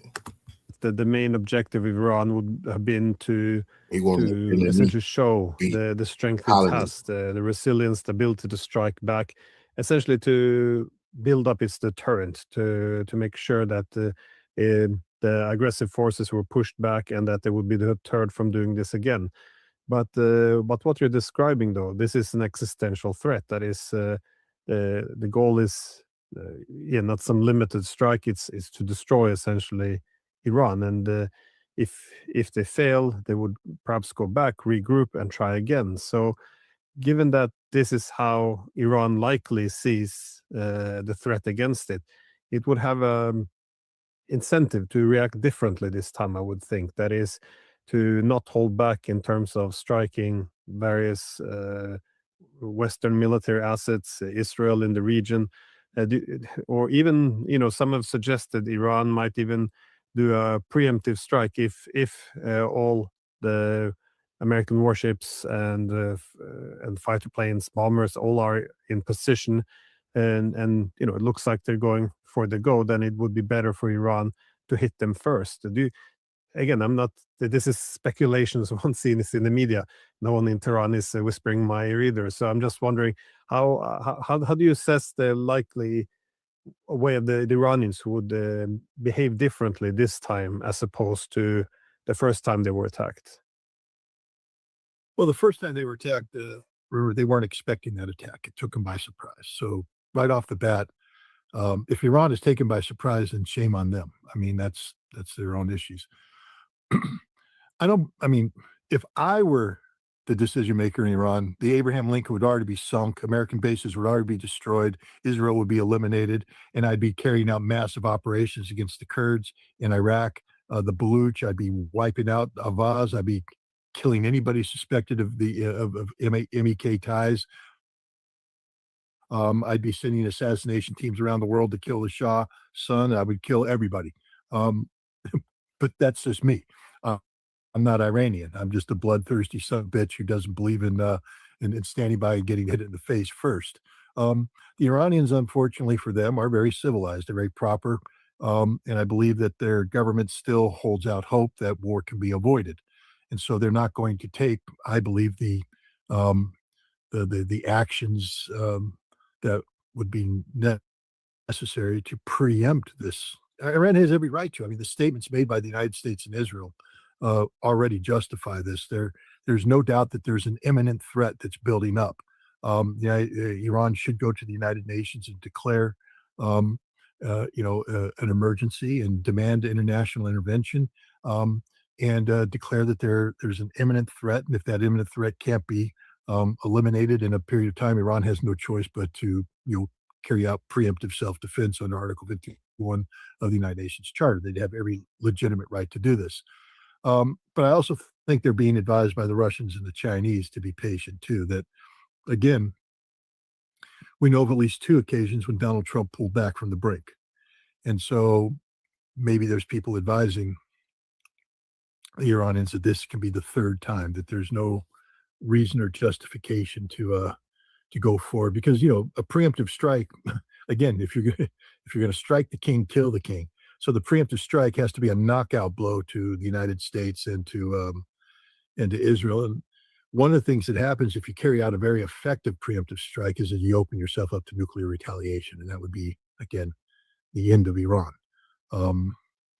Which is why, hopefully, if I were advising the Iranians, you'd have some rational people say, "That's okay, Scott. Go sit in the back corner and eat your raw meat. We'll get back to you later." But no, I think Iran. I have hope and I have confidence that the Iranians understand what's happening, and that they are preparing to ride out what's going to be one hell of a storm. I also need to say this. I'm an American. I don't wish harm on any Americans. I don't want any American hurt in this. And,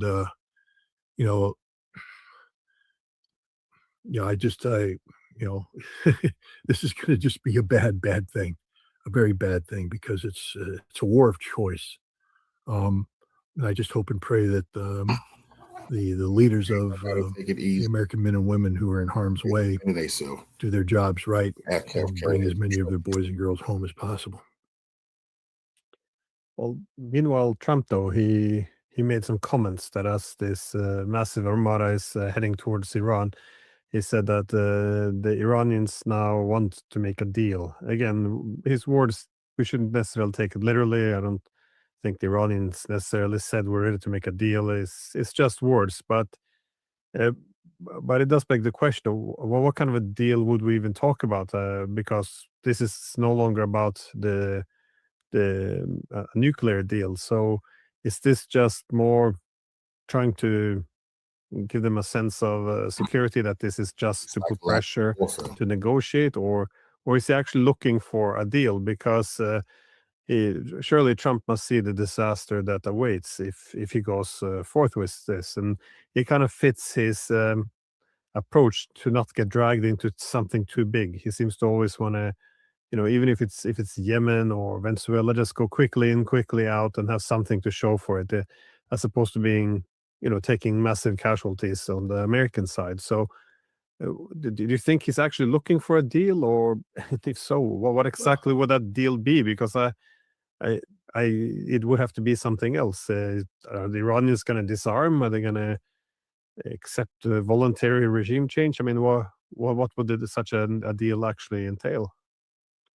Well, I think a deal would, first of all, Karen Knissel, she's a former Austrian foreign minister that's currently residing in St. Petersburg. She heads up what's called the Gorky Center.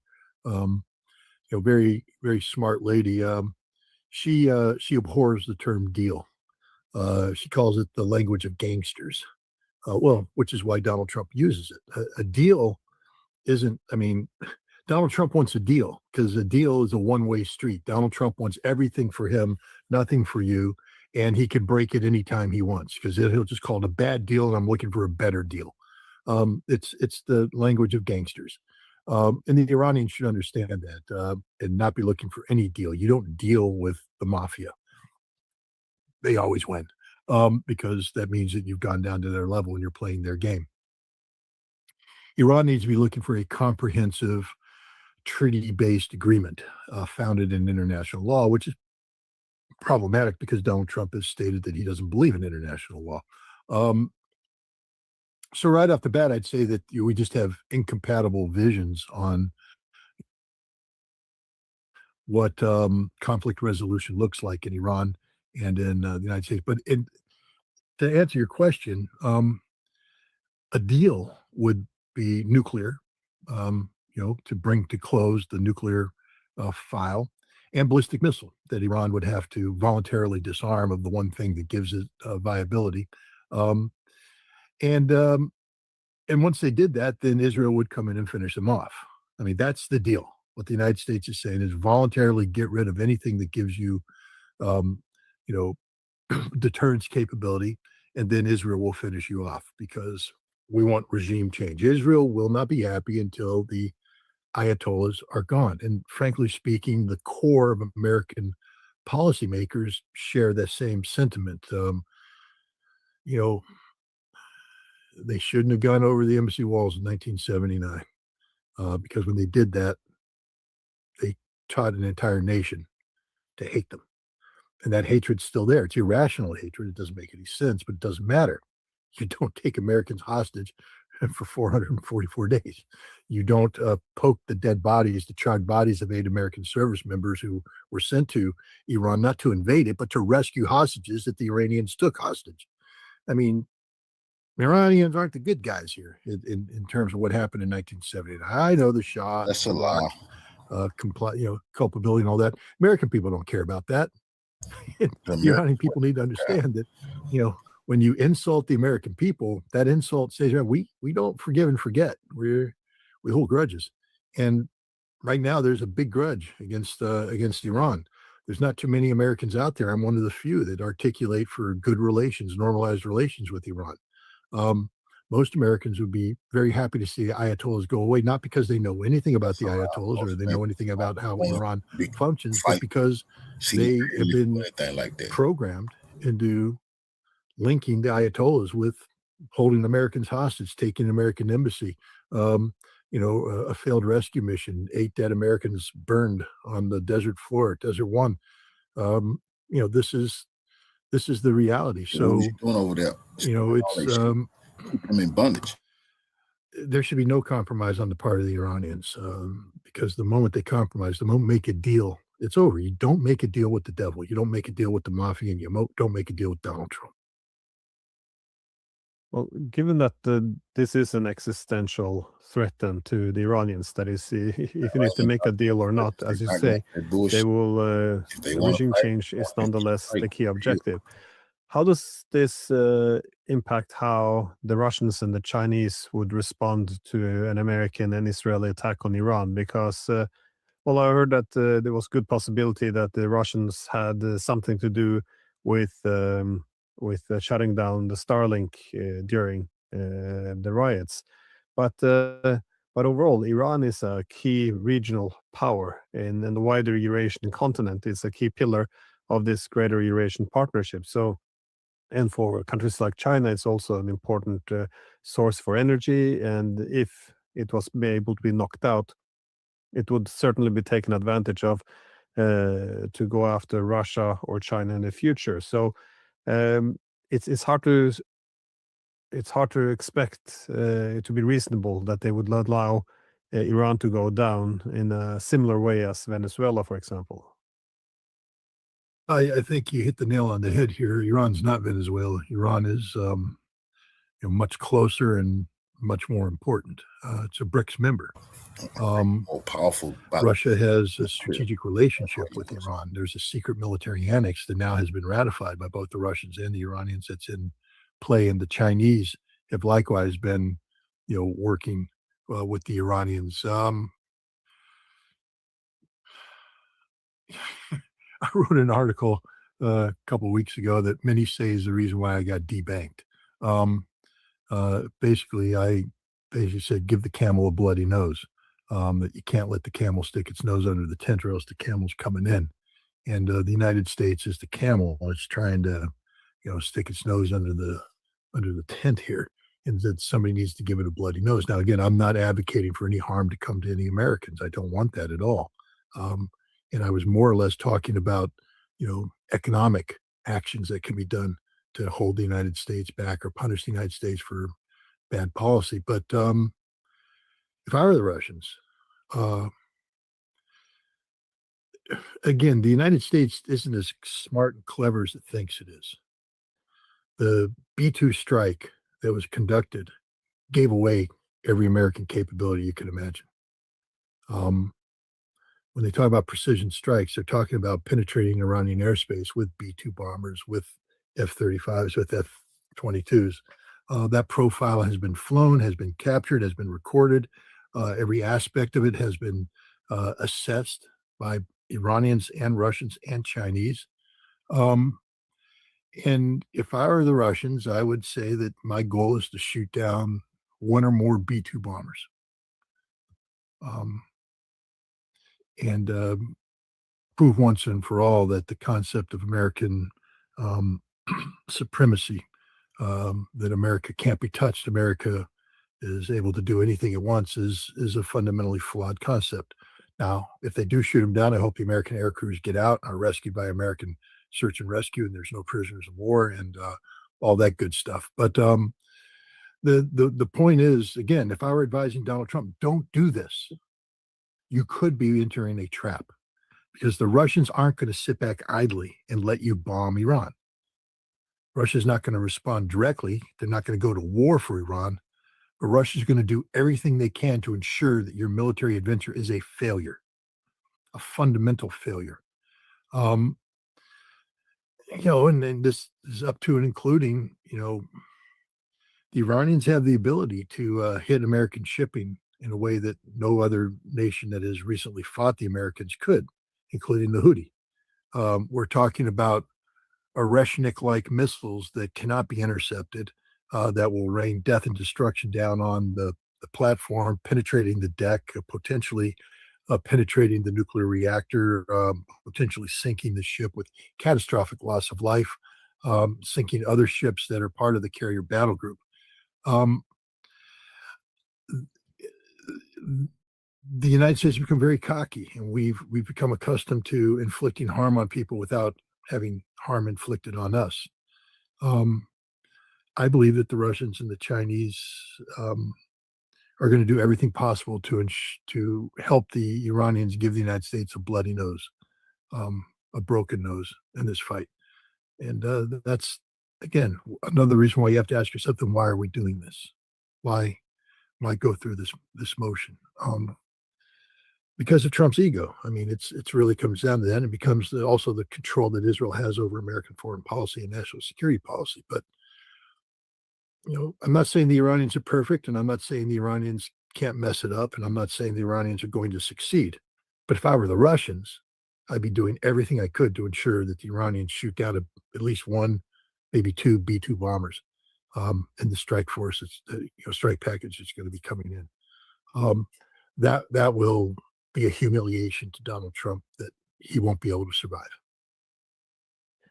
Well, as we speak now, I see on one of the screens here that there's an American a surveillance aircraft over the Strait of Hormuz, and there's also Iranian drones near, while doing reconnaissance on the American naval assets in the region. So it does look as if both sides are preparing for war now. But this is our last question. If we're not going to war, what would be an off ramp by now? Because it's very hard to step back from this massive show of force unless there's something to show for it, to show that your pressure tactics were successful, and you can come home with something. Otherwise, it looks as if war seems very certain by now. Donald Trump is somebody who has little problem telling lies, and he'll be able to, if he wants to, he can craft something about, I received a phone call, assurances that Iran will behave properly. Once again, American military strength has compelled the Ayatollahs to back down, and things of that nature. That's the off ramp. We're going to, because this war has no legitimate foundation. Because normally an off ramp is an off ramp that takes us away from the issues of concern. Now here they say the issues of concern are the nuclear program and ballistic missiles, but Iran's not going to give those up, not in a vacuum, not anytime. So it's I think Donald Trump, if he wanted to end this, could do what he did last time. I made a decision to save Iranian lives. That when I was briefed on the totality of the damage that would be done by this strike, I realized that the Iranian people have suffered enough, at the hands of this regime. And I am not going to facilitate continued suffering. Thousands of Iranians would be killed if we struck. And instead, we're going to pull back and double down on sanctions and, work to further isolate the regime. And we always will have our military here in the background ready to pounce, something like that. So because Donald Trump has no problem telling lies and manufacturing, his own reality, he can say anything he wants. And unfortunately, we have an American population that's just dumb enough to believe it. That could be a strength now, though, wouldn't it? Because usually countries, they lock themselves, they get stuck in a rhetorical trap. I guess Trump's skills in terms of lying, getting away with it, just spewing pure BS, or just this ability to shift focus. I mean, one day you're talking about Venezuela, day two you're talking about Greenland. It is a talent, I guess, this managing the media. It could be an off-ramp if one just wants to be optimistic. So final thoughts? Yeah, but I mean, you got to take the silver lining when it's offered. Okay, there's a dark cloud over us, but look, it's sort of reflective of the state of affairs that we're confronted with today, where having a lying leader with no moral compass is a good thing, because his lies, his lack of moral compass, could actually prevent a war. So I'll take it. Well, on that optimistic note, thank you very much for taking the time and sharing your insights. Thanks for having me.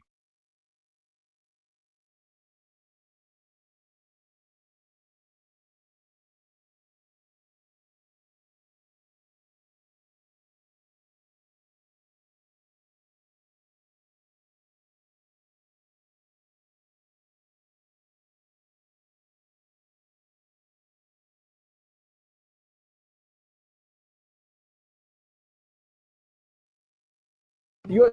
military in 1991, during the first Persian Gulf War, had 2 million soldiers. Today, it has 1.3 million soldiers. So, in other words, if America ever fights a major war, it's going to have a lot of problems. And America doesn't even have manufacturing capacity anymore. Okay, it doesn't have any factories anymore, which means that if it fights a war, it can't fight a war for a very long time. For every ship that America makes, China can make 300 ships. America no longer has this manufacturing capacity that it had during World War II.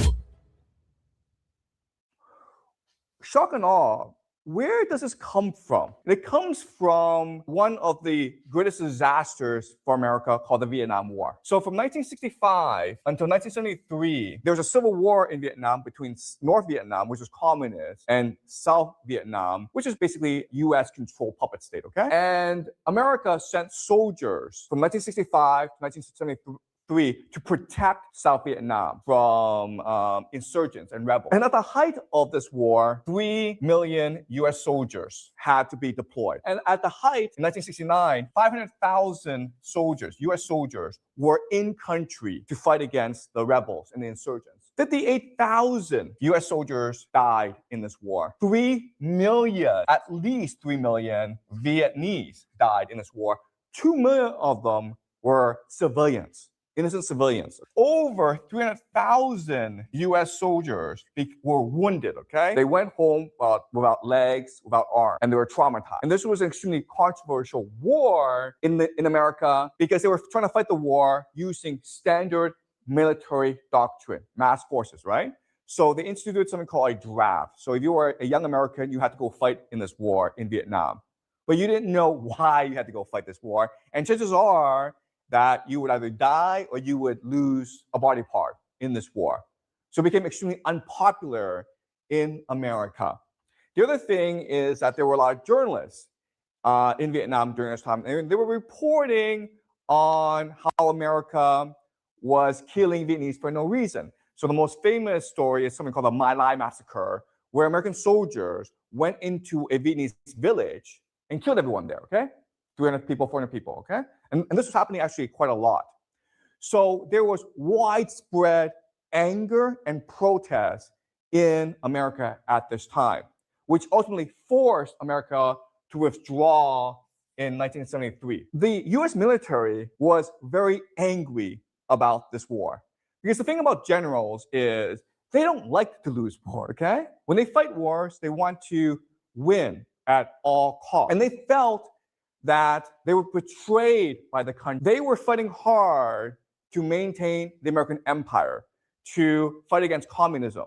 And this was bringing wealth, power, and prestige to America. But the American people, the American politicians, the American democracy, republic, refused to make the necessary sacrifices in order to maintain this empire.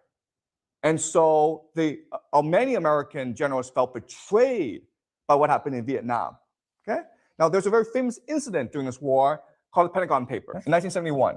In 1971, a group of American analysts, okay? These are military analysts working in the military. They secretly got together and they tried to compose a secret history of the Vietnam War. And this was called the Pentagon Papers. And this was meant to be classified. This was not meant to be read by the public. But one of them, Daniel Ellsberg, leaked it to the newspapers, Washington Post and New York Times, and they published it.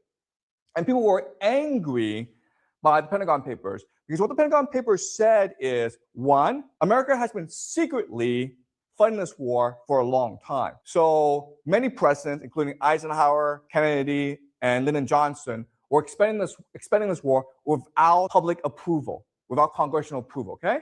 So there was a lot of deception. That's the first thing. Second thing is that the politicians, the presidents, knew this war was not winnable. You couldn't win this war, okay? And the reason why is that these Vietnamese peasants, they were unbeatable because what they were doing was they were digging tunnels underground. And then when American soldiers were coming, they would just pop out these tunnels, shoot at them, and then disappear back into the tunnels, okay? It was like as though they could swim underground. They were not beatable. Second thing is that they had an unlimited supply of weapons. And you're like, wait a minute, these peasants don't have weapons? And the answer is they got these weapons from their enemies, okay? So the first thing is that these soldiers, these American soldiers, were in the jungle. They were carrying backpacks of ammunition, and sometimes they would lose a fight or they would run away in the jungle because it's very hard to carry these backpacks of ammunition, right? They would drop these ammunition, and guess what? You're now arming the enemy, right? Because these peasants would pick up these ammo and use it themselves. Okay, that's the first thing. Second thing is that the US military dropped more bombs on Vietnam than in World War II combined, okay? More bombs were dropped in Vietnam than in World War II combined. 20% of these bombs didn't explode. And if they didn't explode, the enemy could pick them up and transform them into landmines. And it was these landmines that were killing more Americans than anything else. That's the second thing. And the third thing was that the South Vietnamese army was extremely corrupt.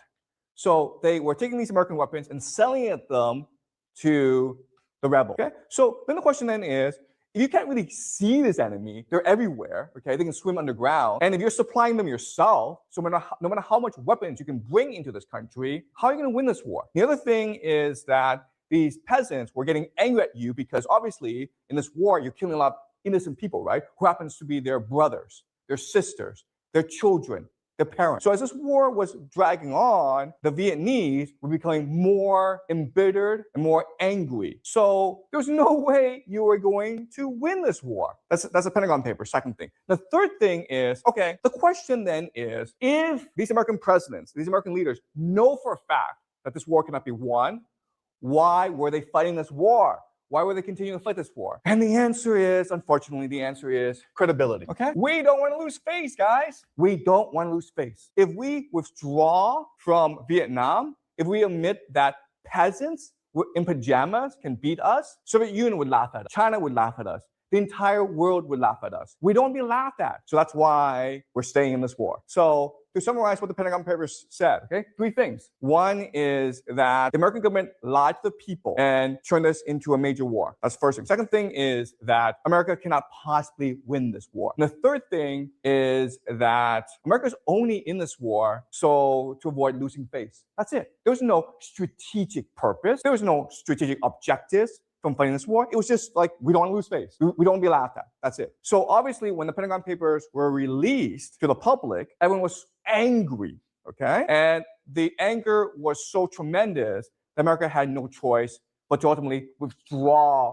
from the war. And so the Pentagon felt betrayed by democracy. The politicians were more concerned about winning elections than about winning wars. People could protest and defy the military. They refused to make the sacrifices necessary to win this war. And the media could insult the military. So there were many in the military who thought that, listen, if we are to maintain the empire, we need to divorce the empire from democracy. Empire and democracy do not get along. If we want to win a war, our greatest enemy is not the enemy, but democracy in America. And that's why you have shock and awe. Because the entire point of shock and awe is to minimize casualties. And if there are casualties, you can't see them because they're all blown up. And it's quick, so it's impossible for people to start to get angry, okay? Shock and awe means that America no longer has to make any sacrifices. You no longer need the consent of the people to fight the war. You don't even need congressional approval to fight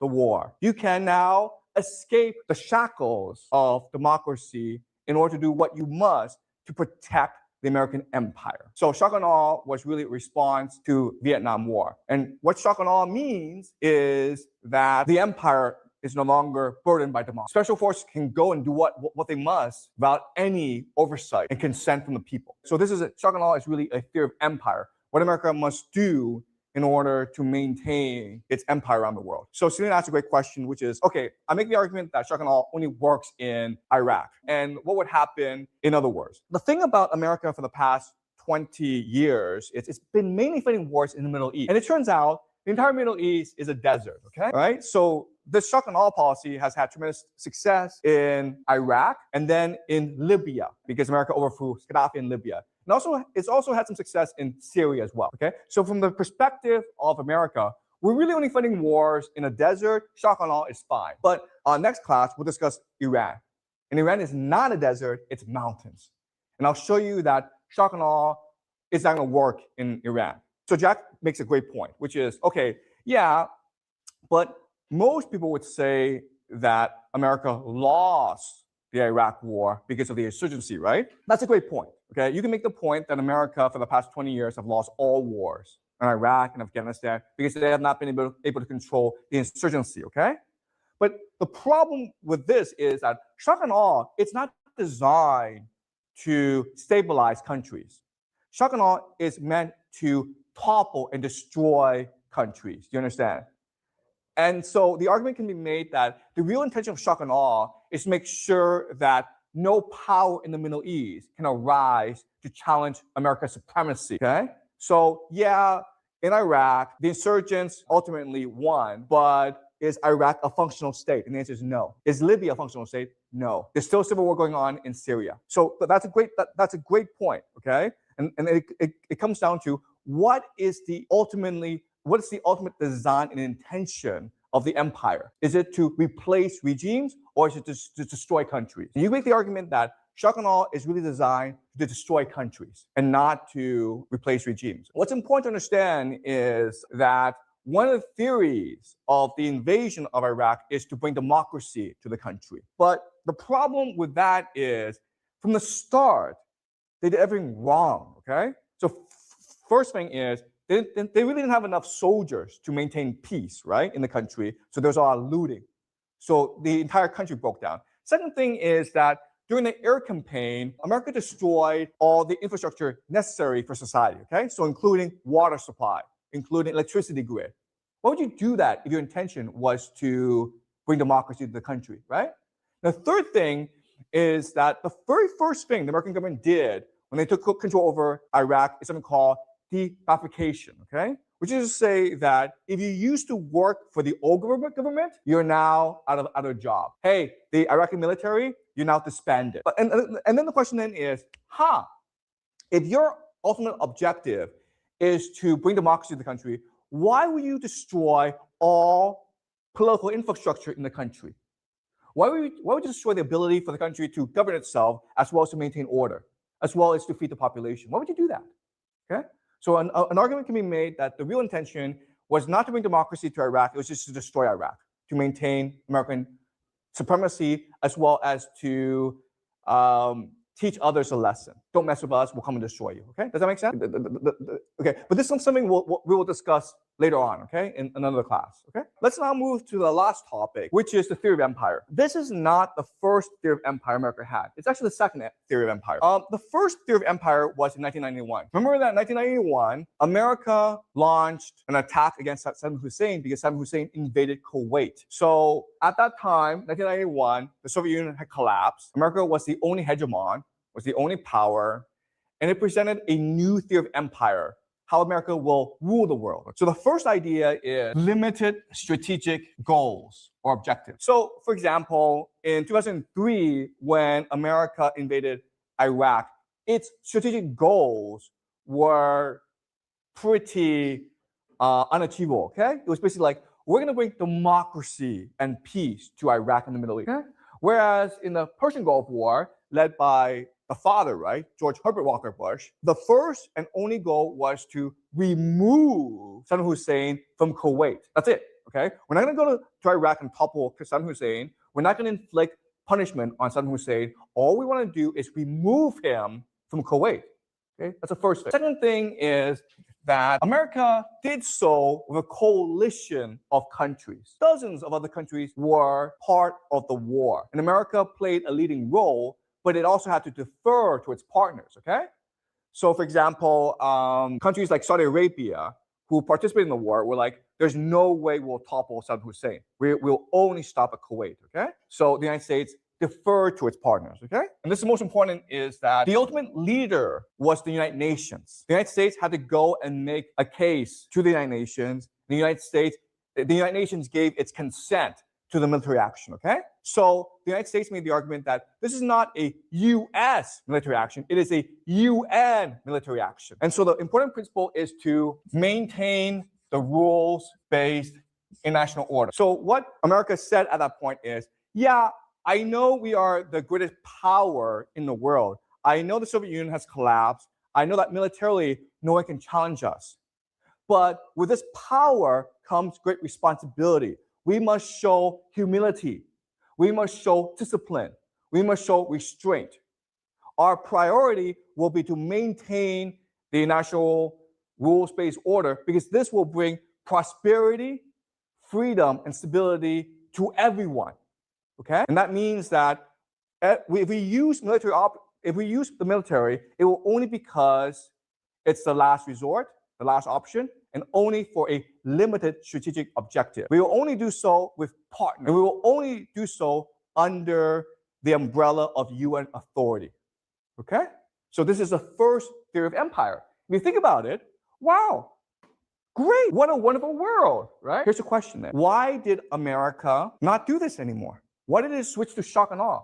Shock and awe is basically unlimited strategic goal, unilateral military action, right? We, America, will do this by ourselves. We don't really need anyone. And in America, it's just basically bowling. We make the rule. Why did America do that? Why this transition from the first theory of empire, which is great, it would allow America to rule the world forever, to now the second theory of empire, which is pissing the entire world off. So this is really hard to understand, okay? But let's use an analogy, okay? So Jack is my son, and I'm a billionaire. I have $10 billion. Why do I have $10 billion? It's because 1, I'm smart. Okay? I'm smarter than everyone else. 2, I work really hard. And 3, I bribe a lot of politicians. So I have $10 billion. But I'm like 95 years old, and I know I'm gonna die, okay? I invite Jack, who's my son, to dinner. And I say to Jack, Jack, I love you and I want what's best for you. I'm gonna die very soon and you will inherit my empire. I want you to know you don't have to worry about anything, Jack, because I have 100 advisors who control this empire, who manage this empire, and they are great. They're experienced, they're loyal, they're strategic. Every year, Jack, they make 10% for us, okay? So $10 billion, they make $1 billion for us every year. When I go, they're still gonna manage this empire for us. And you know what? They're gonna give you every year, Jack, $100 million to do whatever you want. You want to go by an airplane? Do that. You want to go by an island? Do that. You want to party with movie stars? Do that. You can do whatever you want. As my last wish, as my dying wish, I want you, Jack, my son, who I love, to promise me that after I die, you will listen to my 100 advice. Okay? So, Jack, do you promise me? You promise me, right? And then I die. And then what is the first thing that Jack will do? The very first thing he will do. Your first thing you will do, okay, is fire everyone. Get out of here, okay? What's the second thing you will do? You're gonna hire all your friends, Jack, okay? You're gonna hire all your friends, okay? And what's the third thing you're gonna do? You're gonna do something really stupid, okay? You'll be like, you know what? My dad only made $10 billion. Those advisors only make 10% a year. I'm going to invest in Bitcoin. I'm going to invest in AI. I'm going to invest in the Chinese stock market, the Chinese real estate market, and make $100 billion, okay? And then he loses all the money. This happens all the time, guys, okay? Right? Ask yourself, if your dad were rich and he was about to leave you a lot of money, would you listen to professional people? No, you'd be like, no, I want to have fun, okay? So the question then is, the first theory of empire, which said that for America to maintain its empire, it must demonstrate to the world humility, discipline, and restraint. Why did they get rid of this and move to shock and awe, which is like, we'll do anything we want? Why? Why would they do that? Because it's fun. Okay, do you understand? What is the point of having an empire if you cannot blow things up for no reason? There's no point. We have the greatest military in the world. Let's just blow things up for like no reason, okay? All right? Now, there are 3 fundamental problems with shock and awe, okay? The first problem is that you become overcommitted. Okay, do you understand? You believe that shock and awe allows you to be God. You can be anywhere at once fighting all wars, okay? You're overcommitted. Second is you lack strategic focus, meaning that you actually don't have a plan. You don't know what you want to do with this empire. You just want to maintain this empire, okay? So you don't actually have a strategy in place, okay? And the third thing is hubris. You don't think anyone can challenge you. You don't think you can lose a war. And so the idea of hubris is this. Right now, America has this huge empire, and it's refusing to spend the necessary resources to protect the empire. So for example, the US Navy, okay? In 1945, it had 7,600 ships. Today, guess what, guys? It has 475.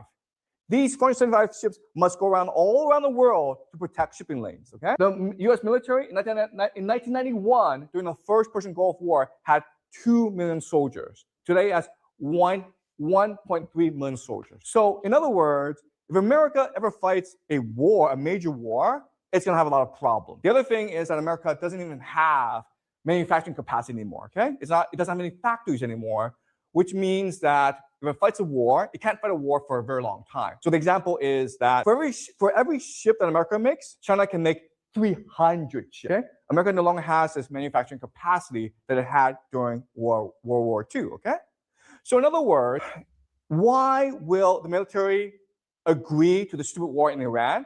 Because it's overcommitted, it has no strategy, and it's because it's arrogant. All right, and the military is like this because of what happened in 2003, shock and awe.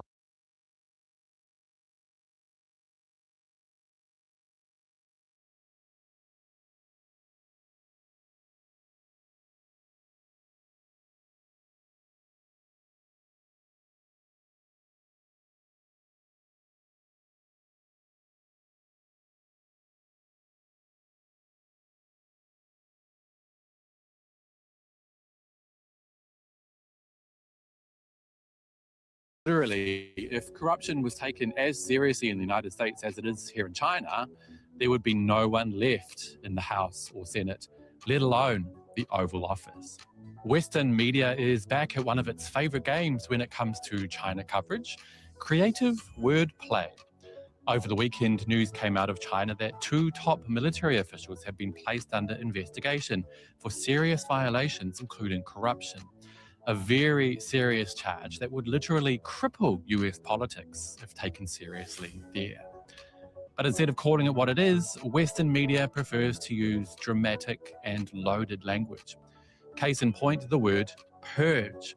Just check out all of these headlines from the past day that specifically use that word, instead of just reporting accurately and without bias.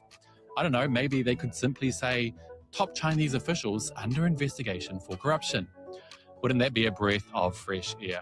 So why can't they? Well, I'll tell you exactly why in today's episode, as we go beyond the propaganda and look at all the details. This is Reports on China. I'm Andy Borham here in Shanghai.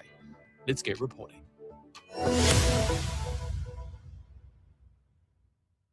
Western media and political pundits have switched into overdrive after news surfaced over the weekend that 2 top Chinese military figures, Zhang Youxia and Liu Zhenli, have been placed under investigation for suspected serious violations of discipline and law. China's PLA daily newspaper released an extensive statement over the weekend detailing the situation around the 2 figures as well as party expectations. It read in part, "The Central Committee of the Communist Party of China has decided to investigate Zhang Youxia and Liu Zhenli for suspected serious violations of discipline and law. This once again demonstrates the Party Central Committee and the Central Military Commission's clear attitude of zero tolerance, no forbidden zones, and full coverage in punishing corruption. It fully demonstrates our party's unwavering will to carry the anti-corruption struggle through till the end.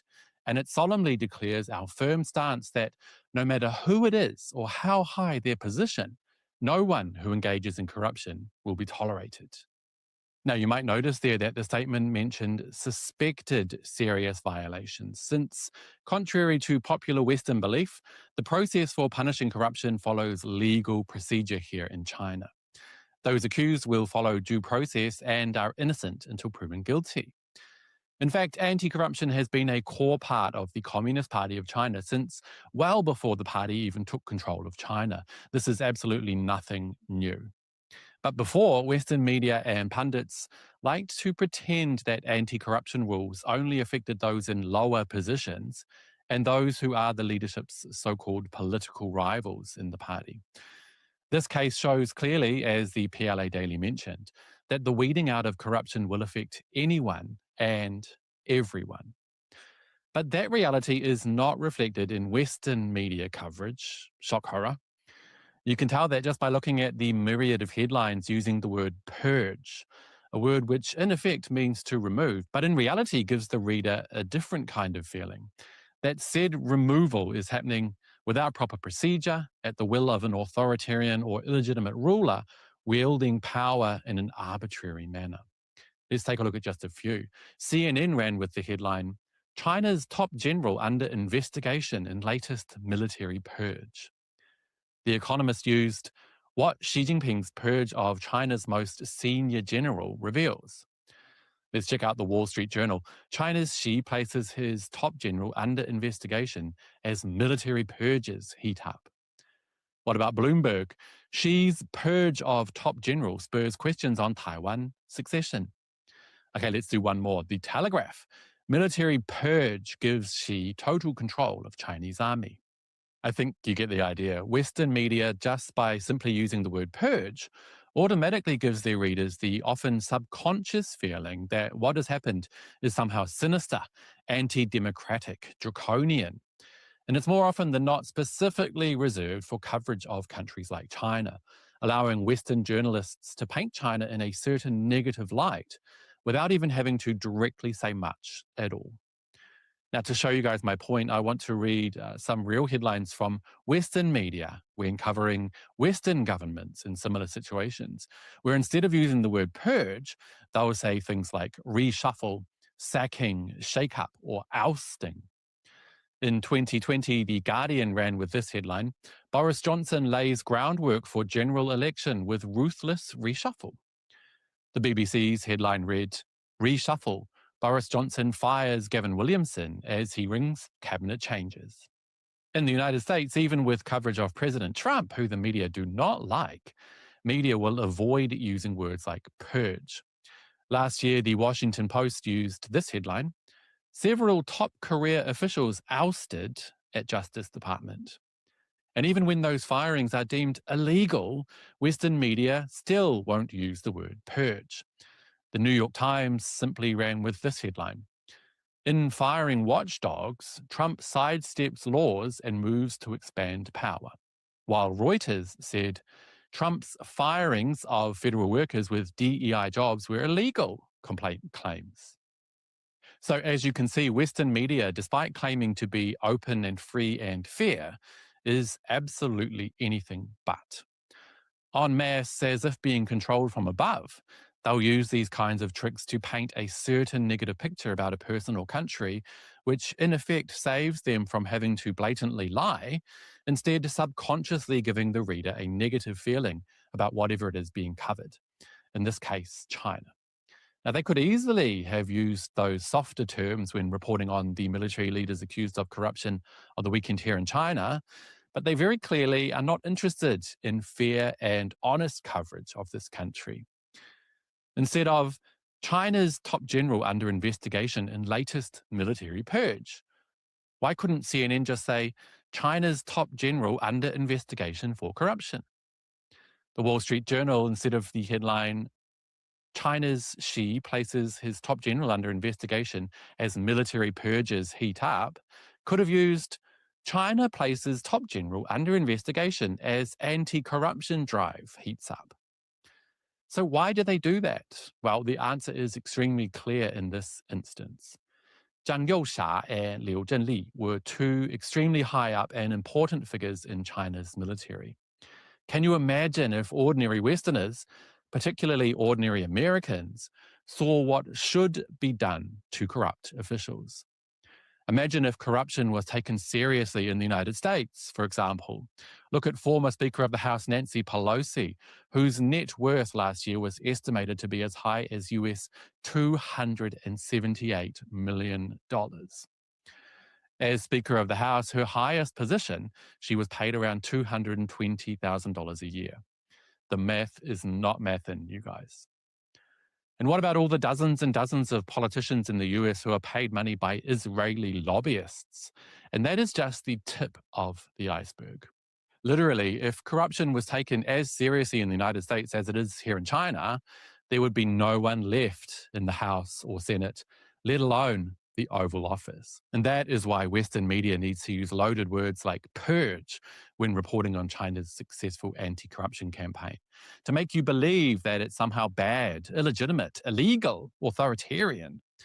They want you to believe it's definitely not about weeding out corrupt officials and is more a tool used by President Xi to cut off his political rivals. And most importantly, they don't want you to get any ideas about doing the same thing in the West, where corruption is so intrinsically tied to politics that they do it in the open and laugh in your face when you challenge it. That, my friends, is why Western media are reporting the way they are about two very high up Chinese officials who are simply being punished for corruption. And on that note,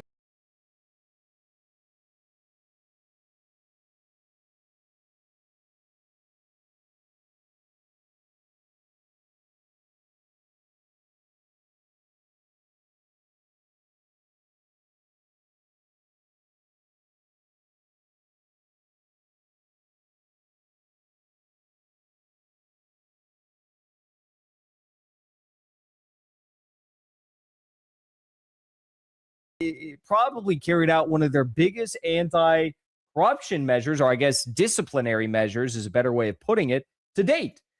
The Chinese Ministry of National Defense announced that the Central Committee of the party has launched an investigation into General Zhang Yuxi, Vice Chairman of the Central Military Commission, and General Liu Jinli, Chief of the Joint Staff of the Central Military Commission and former commander of the PLA ground forces, in connection with alleged serious violations of discipline and the law. Both are now under investigation for serious violations of discipline and the law, CCP code, for, they made some mistakes. Okay, so this is, these are not small individuals in China. These are two of the biggest military brass that Beijing has at their disposal, and now they are being investigated. Okay, publicly. This is a public story. So this is exactly what the United States needs. We were all sold a lie for a very long period of time that China is not economically prosperous. Sure, yeah, maybe they lifted, 900 million people out of extreme poverty over the last 40 years. Sure, maybe like all of their major cities, their second-tier cities, third-tier cities, and fourth-tier cities, and fifth-tier cities all look way better than our, most prosperous major cities in America. But look, Donald Trump is going to take care of it with the trade war. We know the first trade war didn't go so well, but this time we've got the secret weapon.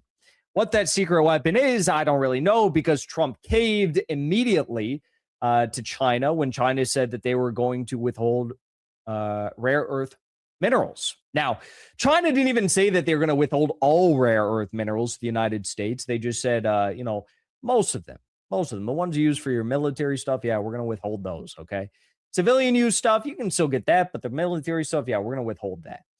So the problem with that is, yes, there are other countries, Kazakhstan being one of them. Kazakhstan supplies the world with 40% of its uranium and also a great deal of copper ore, and other minerals. But the problem with the other countries that supply minerals is they just supply minerals. China controls 98% of the world's processing facilities of these mineral compounds. So that's the real problem with the U.S. trying to pick a fight with China, is no matter what, they still need their minerals that they buy from whichever country to be processed. Okay. Now, despite the fact, again, that Trump did claim victory, even though he backed down immediately once that was threatened, he claimed victory. He claimed that China was getting wrecked. China was getting mogged. Turns out China mogged Trump. China's economy grew 5% in 2025, despite the trade war with the United States. We saw the same exact thing take place during the first trade war. China's economy grew then by leaps and bounds. Okay. Not only that, we also have seen that China's electricity generation now is 40% more than the US and EU combined. And if you know anything about anything, you know that electricity generation is the number one determining factor in a country's standard of living and ultimately their future, their level of production, their economy, all these things and more. Because electrical generation is what dictates human life. It's what dictates what type of quality of life you can have, how many things you can build, how many things you can produce. Whereas in Ukraine and the EU is running out of their gas reserves again for like the fourth year in a row, and they don't know if they're going to keep grandma alive during a cold extended winter. And 60% of Ukraine is without electricity, more hours of the day than they more hours of the day they don't have it than they do. They have no electric substations left in the country, so on and so forth. China generating more electricity than the US and European Union combined by 40%. Insane statistic, okay? Especially when you take into account that 70 years ago, if you looked at China and you told them that China would be in the position they are today, also, GDP, purchasing power parity, that's like, what is it, $5-7 trillion dollars more than the United States' GDP, PPP, you'd be looked at like you're a crazy lunatic, okay? But that is exactly where China is today. Now, Trump did say that he was going to undercut China through a myriad of attacks, an attack on Venezuela, an attack on Iran, an attack on Russia via sanctions and preventing China to do business with Russia, right? Let's see how that has worked out since the trade war didn't work out all that well. Now in Venezuela, we see that Vital Group has offered Venezuelan cargoes to Chinese buyers at further discounts of around $5 a barrel to ICE Brent, testing Asia's appetite for the South American nation's benchmark heavy sour crude. The cargoes would be delivered in the second half of April. This is brand new news. So they're giving further discounted oil now to China from Venezuela. They're at least offering that. One of the other threats that Trump made was cutting off NVIDIA chips to China. And China said, okay, we'll just produce our own. Now, there's an interesting a bit with the Chinese microchip sector. Of course, they want to heavily invest, and they are heavily investing to create their own microchips that are going to probably in short order outpace and outprice the NVIDIA chips. But due to the fact that China does not have the highest of quality NVIDIA chips, they're using, lower grade chips, but still able to operate at the same pace as their Western competitors who do have NVIDIA chips. What that means is China has actually developed superior technology on the back end. Obviously, this is a very layman explanation, but on the back end, the actual technology that they are running on their hardware is superior to the United States. So when coupled with the superior chips, the NVIDIA chips, they're actually in total outpacing the US and their output. But even that hasn't really stopped China because, we discussed this. David Sachs says, the Chinese don't even want the NVIDIA chips anymore. Co-founder of Anthropic has called out Trump's policy allowing NVIDIA to sell high-speed chips to China. I think it's crazy, like selling nuclear weapons to North Korea and bragging, oh yeah, Boeing made the case. But the truth is that China doesn't even want them anymore. They are rejecting these NVIDIA chips. They have now put out a ban. Initially, they rolled out a slight ban on NVIDIA chips being used in the country. They said, if you're a startup company in China and you can make the case to the appropriate authorities that you need these NVIDIA chips and you need them to be cheap, then we'll allow you to continue to buy them for a defined amount of time, right? Now they put a blanket ban out. So no NVIDIA chips going to China. And this is like David Sachs and the Trump administration. They think that this is their big win over China, that they can withhold or allow NVIDIA chips to enter into China. Now China says, we don't even want them. Okay. So I guess it's not really like Boeing selling a nuclear weapon to China.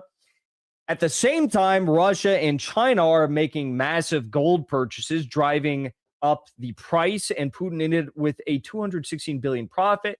Russia has gained more than $216 billion from rising gold prices since the SMO began in Ukraine, offsetting much of the roughly $300 billion in sovereign assets frozen abroad. Probably a good decision, right? We all knew the sanctions would come. We know that this would devalue the dollar. And we also knew, of course, that when Trump began to attack China and also the EU, that treasury bonds would be dumped. And that is exactly what happened. A lot of people don't want to keep dollar assets in their reserves and their foreign reserves now because they see what happens to Russia when there's a geopolitical dispute. They just get billions of dollars frozen in their foreign reserves. So you now see a lot of countries saying not only are we going to lessen our dollar reserves, we're also going to begin to do trade in domestic currency. So whether that's rupee to ruble trade, whether that is ruble to yuan trade, Brazilian real to yuan, so on and so forth. This is becoming an ever increasingly prevalent trend in the ever shifting multipolar world. Okay. This has caused US dollar share of global foreign currency reserves to be at their lowest point since the turn of the century. Not too good for the Federal Reserve, not too good for Wall Street, not too good for the military industrial complex. Most indicators for the U.S. are not looking good. Dollar index is crashing, and this is only the beginning. Correct. This is the beginning of the end. Okay. It will take time, but this is the beginning of the end. Now, China at the same time is just continuing to mog, absolutely. In China's Shenzhen, a food bank initiative provides surplus food to people in need using smart technology. Users can collect food 24/7 from about 20 different vending machines around the Fujian district. China also is having record trade with North Korea, up 25% from last year, hitting $2.74 billion in 2025.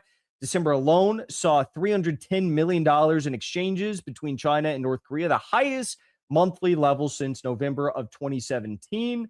And Russian gas exports to China have soared as well. This is before even they have finalized the massive new pipelines that are going to be introduced. The Power of Siberia 2 pipeline has yet to go into effect, but already we're seeing massive Russian gas exports to China. So basically, everything has failed. All of the attacks have failed.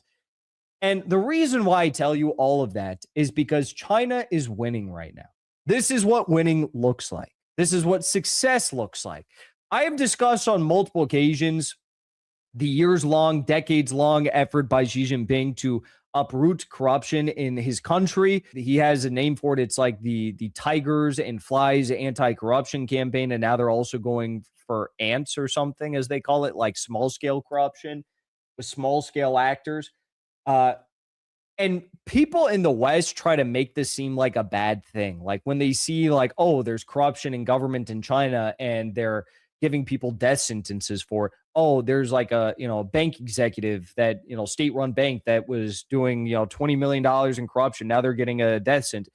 People say this, China's so corrupt and this is proof of it. Actually, no, that's proof that China is dealing with their corruption problem. Every country has corruption problems. Doesn't matter how big, how small, pro-Western, multipolar, doesn't matter, right? What I'm going to show you now is absolutely insane. We have now seen news today that China probably carried out one of their biggest anti-corruption measures, or I guess disciplinary measures is a better way of putting it, to date. The Chinese Ministry of National Defense announced that the Central Committee of the party has launched an investigation into General Zhang Yuxi, Vice Chairman of the Central Military Commission, and General Liu Jinli, Chief of the Joint Staff of the Central Military Commission and former commander of the PLA ground forces, in connection with alleged serious violations of discipline and the law. Both are now under investigation for serious violations of discipline and the law, CCP code, for, they made some mistakes. Okay, so these are not small individuals in China. These are two of the biggest military brass that Beijing has at their disposal, and now they are being investigated, okay, publicly. This is a public story. So this is exactly what the United States needs. We need to learn from countries like China. We need to learn from their economic success, yes, but also their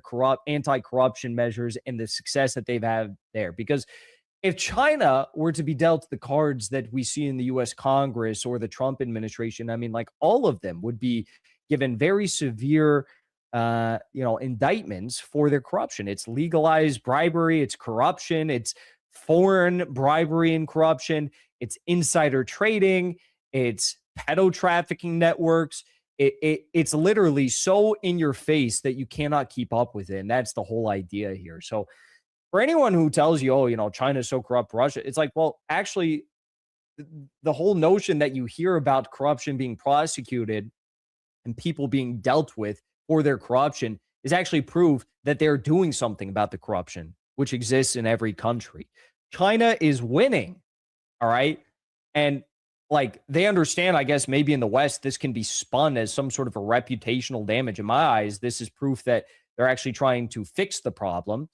And I think it's really just, it shows the true light and character, moral, lack of any spine in the United States that we think that this is somehow bad or something to make fun of. No, I think this is very good.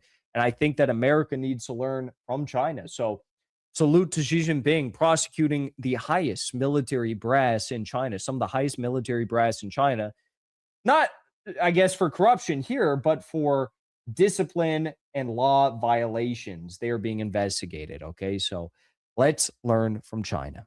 Before you leave, I want to say thank you for the support, because after 2 years of being banned, we are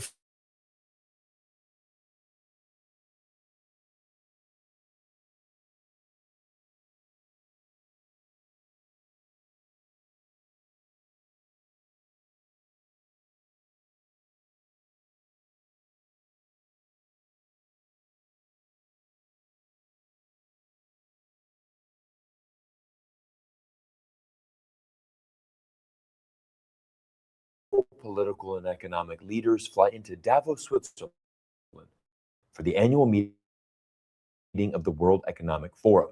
But this year was different. Europe arrived on edge, rattled by Donald Trump's threats towards Berlin and his increasingly confrontational posture towards America's own allies. The atmosphere was tense. All eyes were on Trump as he prepared to take the stage and dominate the headlines. But before he could, something unexpected happened. A leader from a country of just 40 million people stepped onto the stage and delivered a speech so blunt, so ruthless, that many geopolitical analysts are now calling it one of the most consequential speeches made by any global leader in decades. For decades, countries like Canada prospered under what we called the rules-based international order. This bargain no longer works. We are in the midst of a rupture, not a transition. Great powers have begun using economic integration as weapons. So the middle powers must act together, because if we're not at the table, we're on the menu. We know the old order is not coming back. We shouldn't mourn it. We have something too. The capacity to stop pretending, to name reality, to build our strength at home, and to act together. That leader was Canadian Prime Minister Mark Carney. Fresh off a visit to Beijing and a major trade deal with China, Carney took the stage and did something almost unheard of as he compared U.S. hegemony with the fall of the Soviet Union and announced that the future will look nothing like the past. Carney's speech received a standing ovation, and honestly, it was remarkable that Canada, a G7 country, a NATO member, a Five Eyes ally, and a nation that shares an 8,000-kilometer border with the United States, openly acknowledged what many people were afraid to admit. The era of U.S. hegemony is finally ending, and the system the U.S. built after World War II is breaking. But ironically, it is the United States itself playing a central role in that breakdown. But before we go any further, we need to slow down and break apart what is actually happening in this new fractured world. Because once you understand how Donald Trump sees power, Mark Carney's speech, and Europe's response, suddenly everything makes a lot more sense. To do that, I want you to look at this chart. This comes from G7 Media, founded by political scientist Ian Bremmer. It ranks, on a scale from 1 to 10, how much leverage Donald Trump has over different countries. Despite all the tough talk, Trump has very little leverage over China. Last year, analysts started using the phrase taco, Trump always chickens out, to describe what happens when Trump confronts countries that can fight back. And China is the clearest example. When Trump launched his global trade war last April, only one country immediately retaliated with matching tariffs. That country was China. Why? Because China has leverage. The US economy depends heavily on Chinese manufacturing and supply chains. And when Trump threatened tariffs of 100%, 150%, and even 200%, US markets reacted violently. Stocks sold off, investors panicked, and fears of a global recession surged. China didn't need to escalate.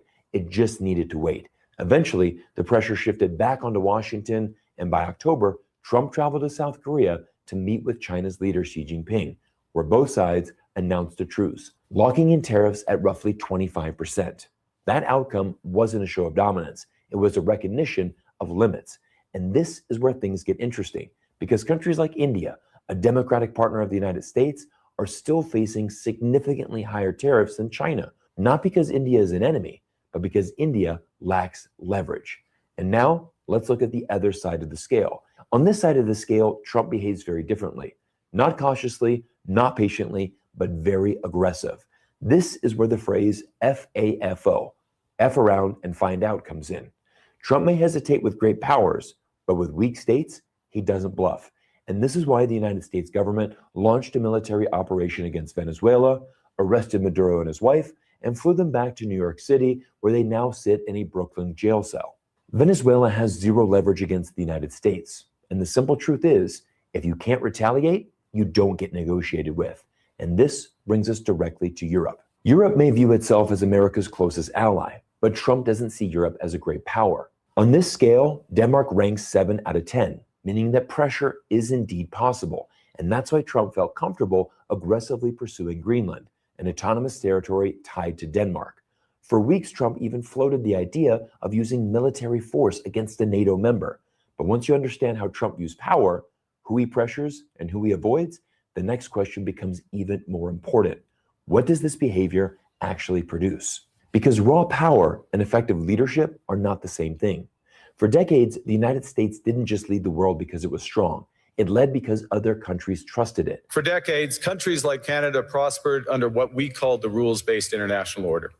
This bargain no longer works. For decades, Western countries promoted the ideas of the international rules-based order, even though behind closed doors, all of us knew this was simply a facade. Because right now in 2026, it's not China, Russia, or Iran who is the greatest source of global instability. That title now belongs squarely on the United States of America. Prime Minister Carney used a powerful analogy to explain this watershed moment. He described a shopkeeper in the Soviet Union who placed a sign in his window every morning that read, "Workers of the world unite." Everyone knew the sign was a lie. The shopkeeper knew it, the customers knew it, but as long as the sign stayed in the window, the system appeared intact. But the moment the sign came down, the illusion collapsed. Carney used this story to tell the world it's time to start taking down the signs of American hegemony that all of us have been placing in the window for so many decades. Because since the end of World War II, predictability was America's greatest strategic asset. Regardless of whether a Democrat or Republican became the president of the United States, the world could put up their sign in the window and pretend the rules-based order brought peace and stability. But now, everything has changed. Under Trump, the problem isn't American strength. The problem is American volatility. Tariffs appear overnight and disappear just as quickly. Security guarantees feel conditional, and long-standing allies are publicly pressured, threatened, and even humiliated. And when unpredictability becomes the norm, countries don't confront the United States head-on. They adapt, they diversify, and they quietly reduce their dependence. This is why Mark Carney traveled to both China and Qatar to secure new trade deals for Canada. And this is the critical shift most people miss. The world is not dividing into pro-America and anti-America camps. It's dividing into countries that can tolerate instability and countries that can't. Middle powers in Europe, Asia, the Middle East, and the Global South are all drawing the same conclusion. They want options, and trust becomes more valuable than threats. When it was Trump's turn to speak at Davos, he boldly laid out Europe's choices on Greenland. You can say yes, and we will be very appreciative, or you can say no, and we will remember. European leaders are not stupid. They've seen a pattern in how Trump consistently treats Europe. Remember, Europe is not in the taco territory like China and Israel. Europe is much closer to Venezuela, and Trump has an opportunity to apply pressure. Even if the Greenland situation is resolved, Europe will remember how Trump treated them. And Fareed Zakaria, one of the most brilliant American political analysts, said it best. Power is more sustainable when it is exercised with restraint, and influence is larger when allies feel dignity rather than fear. But of course, the Trump administration will tell you the complete opposite. If you listen to the voices of Scott Bessent, Howard Lutnick, they are telling U.S. citizens how brilliant Donald Trump is in negotiating. Their message to the world is, look at Trump. He threatened military action against the Europeans only to bring them to the negotiating table. And America is winning because of Donald Trump. But the United States already has a military base in Greenland. The US could have expanded its capabilities easily through cooperation with Europe, rather than empty threats. At Davos, Trump announced the formation of a new organization he calls the Board of Peace, which he believes one day could actually replace the United Nations. But when you look at its initial members, countries like Belarus, Kosovo, Vietnam, Uzbekistan, Hungary, and Indonesia, it becomes clear that this is not a serious alternative to a global institution. This is what's left of the America's global standing after 1 year of Donald Trump in office. Power doesn't come from declarations. It comes from legitimacy, and legitimacy can't be improvised. And in contrast, China rejected Trump's invitation to the Board of Peace and instead pledged its allegiance to the United Nations. Here is what Germany's chancellor had to say about it. China, with strategic foresight, has worked its way into the ranks of the great powers. The United States' global pole position is being challenged, and Washington reacts by radically reshaping its foreign and security policy. Honestly, it's not surprising to see this response from the German leader, because China does have tremendous leverage on the world stage. China is the world's factory and the largest trading partner to over 120 nations. Even Donald Trump knows this. Just listen to how cordial and respectful Trump talks when the subject matter is China. But I've always had a very good relationship with President Xi of China. He's an incredible man. What he's done is amazing. He's highly respected by everybody. Interesting enough, China's speech at Davos also went viral, as countries applauded the Chinese leadership, who had this to say about the future. Everyone should be equal before the rules, and a very small number of countries should not have privileges based on strength. The world cannot return to the law of the jungle, where the strong prey on the weak. Every country has the right to safeguard its legitimate interests. China is committed to expanding the global economic and trade pie. We are not only willing to be the world's factory, but also the world's market. Everyone, we've reached a tipping point in the world, and now I want to show you how these changes in geopolitics will affect the future of your money.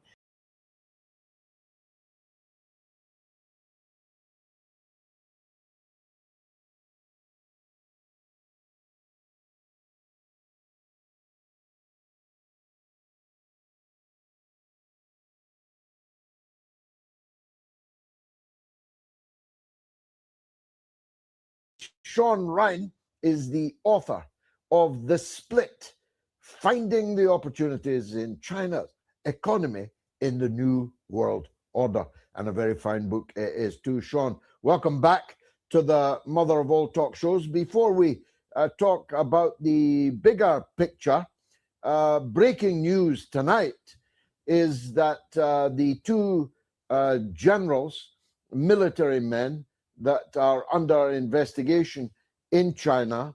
One of them, one of the most powerful men in China, is accused of giving nuclear secrets to the Americans.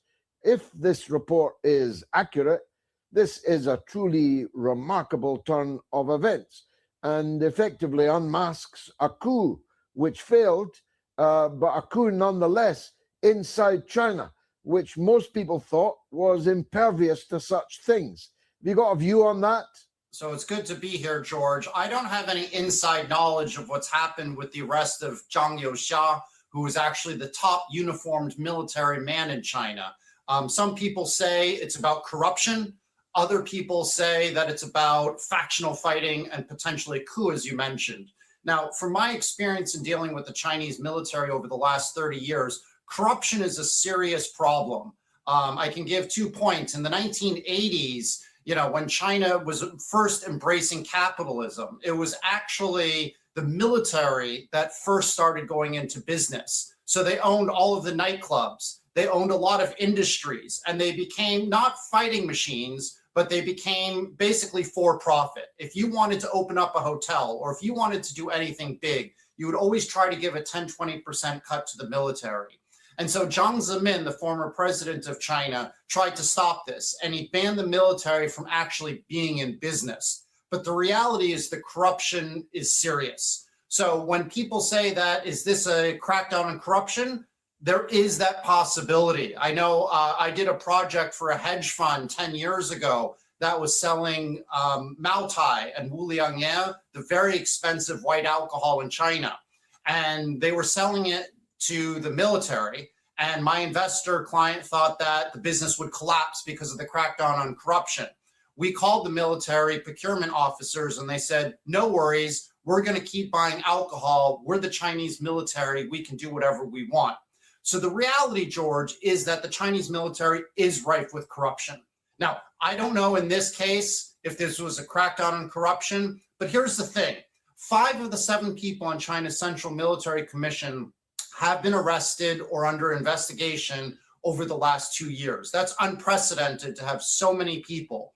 What it means is I actually think it means that China is not going to try to use armed aggression to attack Taiwan anytime soon, because the military is focused on corruption, balance of power issues, whatever it is. I think you hear the drumbeats of war that the West says that China is about to attack Taiwan isn't going to happen anytime soon. Now, the other thing, George, is when it comes to Taiwan, what a lot of Americans don't realize and British is that the relations between the KMT or the Kuomintang, the opposition party in Taiwan, is at an all-time high with the CPC right now. So President Ma, the former president of Taiwan, who's the head of the KMT previously, has been visiting mainland China several times in the last couple of years. He's been feted like a hero. The current chairman of the KMT said she would like to meet with President Xi.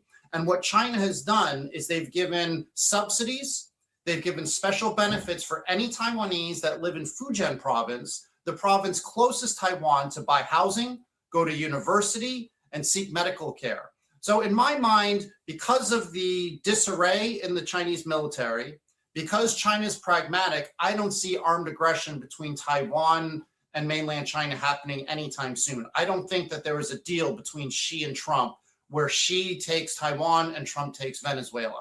No, I'm absolutely in agreement with you on that. The KMT look like they're coming back to power. The current government of Taiwan is deeply unpopular and becoming more and more so. These visits are taking place. It looks much more plausible that the apple will fall from the tree rather than that it will have to be violently shaken. Now, you mentioned corruption. It is the leitmotif of President Xi Jinping to destroy corruption. I mean, his latest statement that those who seek political office should not seek wealth, and those who seek wealth should not seek to influence those with political office. And he's been remarkably successful in this, hasn't he? And that's coincided, might even be causal, that's coincided with an enormous increase in China's wealth and the standard of living of the Chinese people. Yeah, that's a great point. So when Xi Jinping became chairman in 2012, he really faced 2 major challenges to his legitimacy and the legitimacy of the CPC. The first was pollution, and the second was corruption. The pollution in 2012, 2013 was terrible. You often hit over 300 or over 500 on the AQI index. You felt like you were chewing the air. I mean, I almost left China in that time because the pollution was so bad. Now, you get blue skies most of the time. The AQI index is as good in Shanghai, where I live right now, as in most cities in the United States. And that's why you see outdoor running, marathon running, rock climbing is soaring as a hobby in China because the pollution is so much better. It's not even an issue. I was actually in Thailand last month on vacation, and the air in Shanghai was better than the air on the ocean side in Thailand. So Xi needs to be given credit for that. The second part is corruption. It was like you wouldn't believe in China. You could drive a car. If you were an official and the police stopped you for driving too fast, and I've been in cars like this, in a friend's car, where the friend would say, you can't give me a ticket. You don't know who I am. And then they would call someone and say, don't give him a ticket to the police officer. The corruption was a day-to-day, 5 times a day an issue that everyday Chinese got mad at. Now, here's the thing, George. What do governments need to do? So in China, under Xi Jinping, the CPC is looking after the 90% of the population. the low and middle class Chinese. There are about 850 million of them. These are people that the government says, you know what? They might not be rich, they might not have a lot of influence, but they're the majority. As a Communist Party of China, we need to take care of them. So what the CPC has done under Xi, and you have to give them credit, is they've cracked down on corruption, they've extended access to medical care and education, right? It's only about $2,000–3,000 US a year to go to Tsinghua, the best university in China, while it costs $100,000 a year to go to MIT or NYU or Harvard in the United States.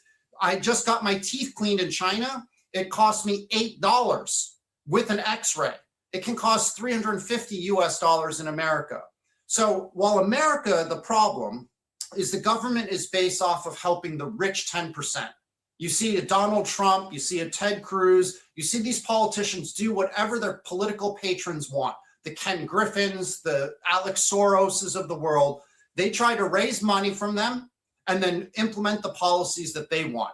In China, the government has decided we need to help the 90%. Now, that doesn't mean everything's perfect here. Don't get me wrong. There's still a lot of problems in China, but Xi Jinping and the CPC need to be given credit for cracking down on corruption, basically stopping air pollution, and focused on improving the lives of the top 90%, the 850 million Chinese who just want to go to school, feed their kids, see a dentist.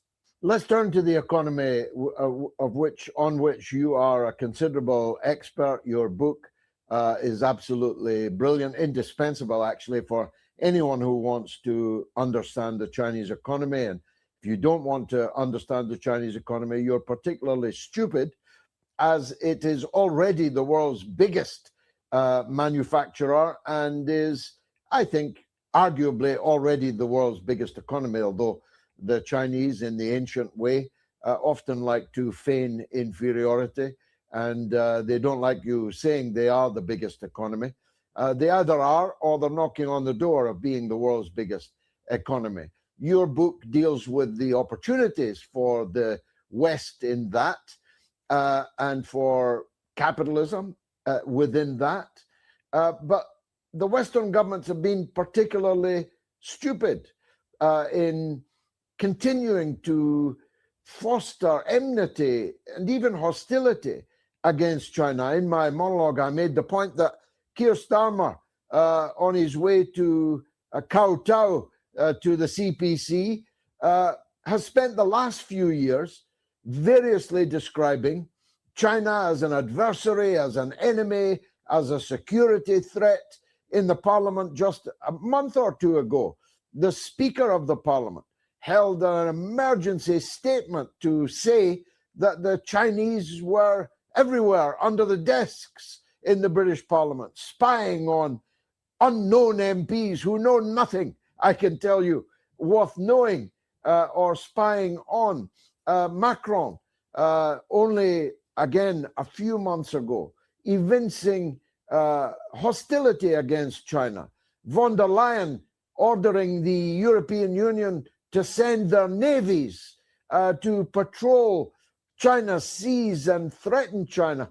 Now, they've all realized with Trump's behavior, they better suddenly get close to China. What are their chances? Yeah, I don't understand Europe, George. I think there's obviously geopolitical tension between the US and China, and Europe should be the major beneficiary.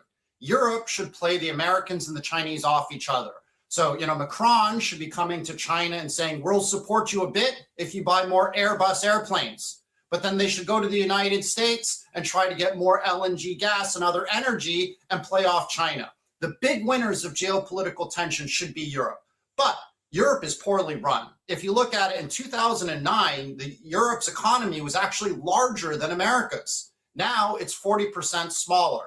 So the problem is we have people like Kaja Kallas, the head of foreign affairs, who I just don't understand how she possibly could have that position, who's tweeted that China is happy and is the threat because the United States is trying to take over Greenland. Somehow she makes it about China. Or Mark Rutte, the former Dutch prime minister, who's now the Secretary General of NATO, has said that China will definitely force Russia to attack NATO countries. And he's been sort of prostrating himself and bending over for Donald Trump, despite Trump threatening Denmark and threatening Greenland. It just doesn't make any sense. So what should Europe do? They should follow the playbooks of Australia's Albanese. They should follow the playbooks of Mark Carney in Canada and try to do deals with China. So China is a very strong economy. It's the second largest in the world, perhaps the largest when you look at PPP, as you said. But here's the thing. The economy is weak right now. Youth employment is about 16.5%. You have real estate has dropped 30 to 40%.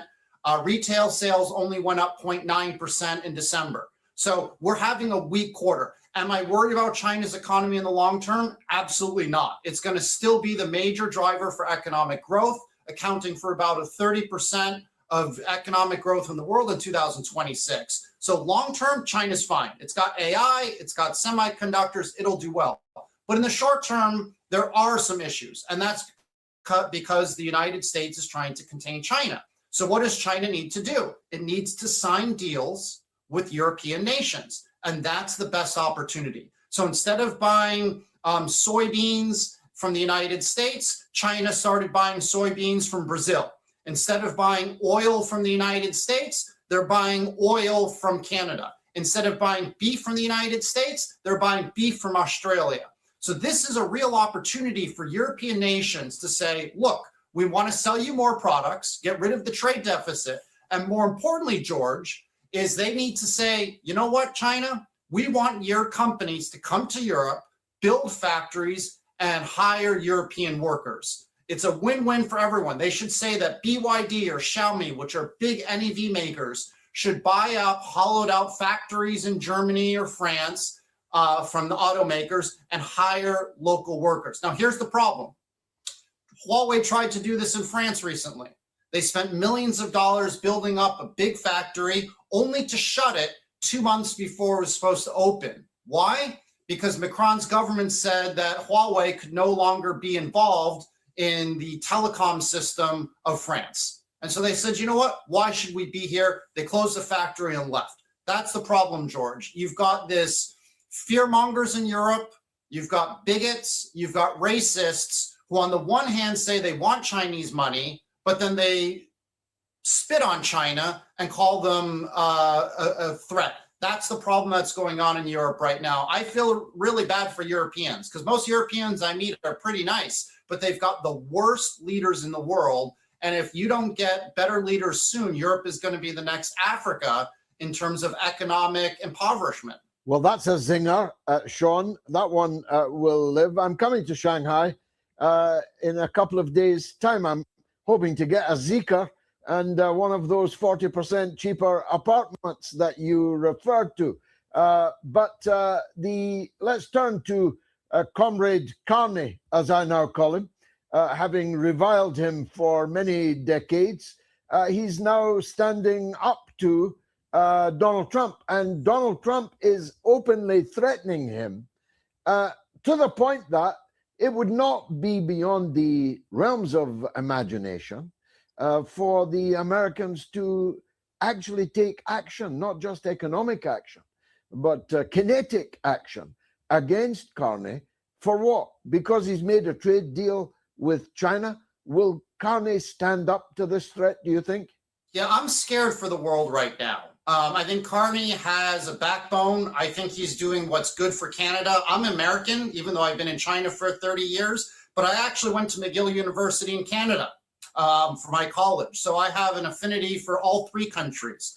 I think Carney's doing the right thing for Canada, right? He can't put too much reliance on the United States. Right now, Canada does about 600 billion US a year in economic trade with the United States, only about 100 billion a year with China, but he needs to offset just the same way that I said Europe needs to do. He needs to play both sides.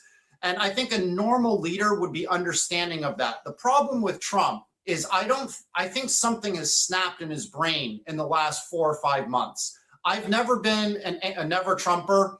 I actually like some of his policies, but honestly, I think there's some mental illness that's emerged in the last 4 or 5 months. And so you can't look at him from a geopolitical or trade standpoint as, doing 4D chess or doing spheres of influence in the Donro Doctrine versus China and Asia. I think he's being driven by narcissistic personality disorder and which he's always had, but also newly emerged mental illnesses. And so I worry what he's going to do. When I speak to government leaders in small and mid countries, they're fearful for their families. They say that under Trump, because you have sycophants in the cabinet like Marco Rubio, that they're going to just sanction not just the presidents or prime ministers of countries, but also go after their families. And if you're a small country, especially in the Western Hemisphere, and you're the head of a country that's 500,000 people or 50,000 people, and your kids get sanctioned,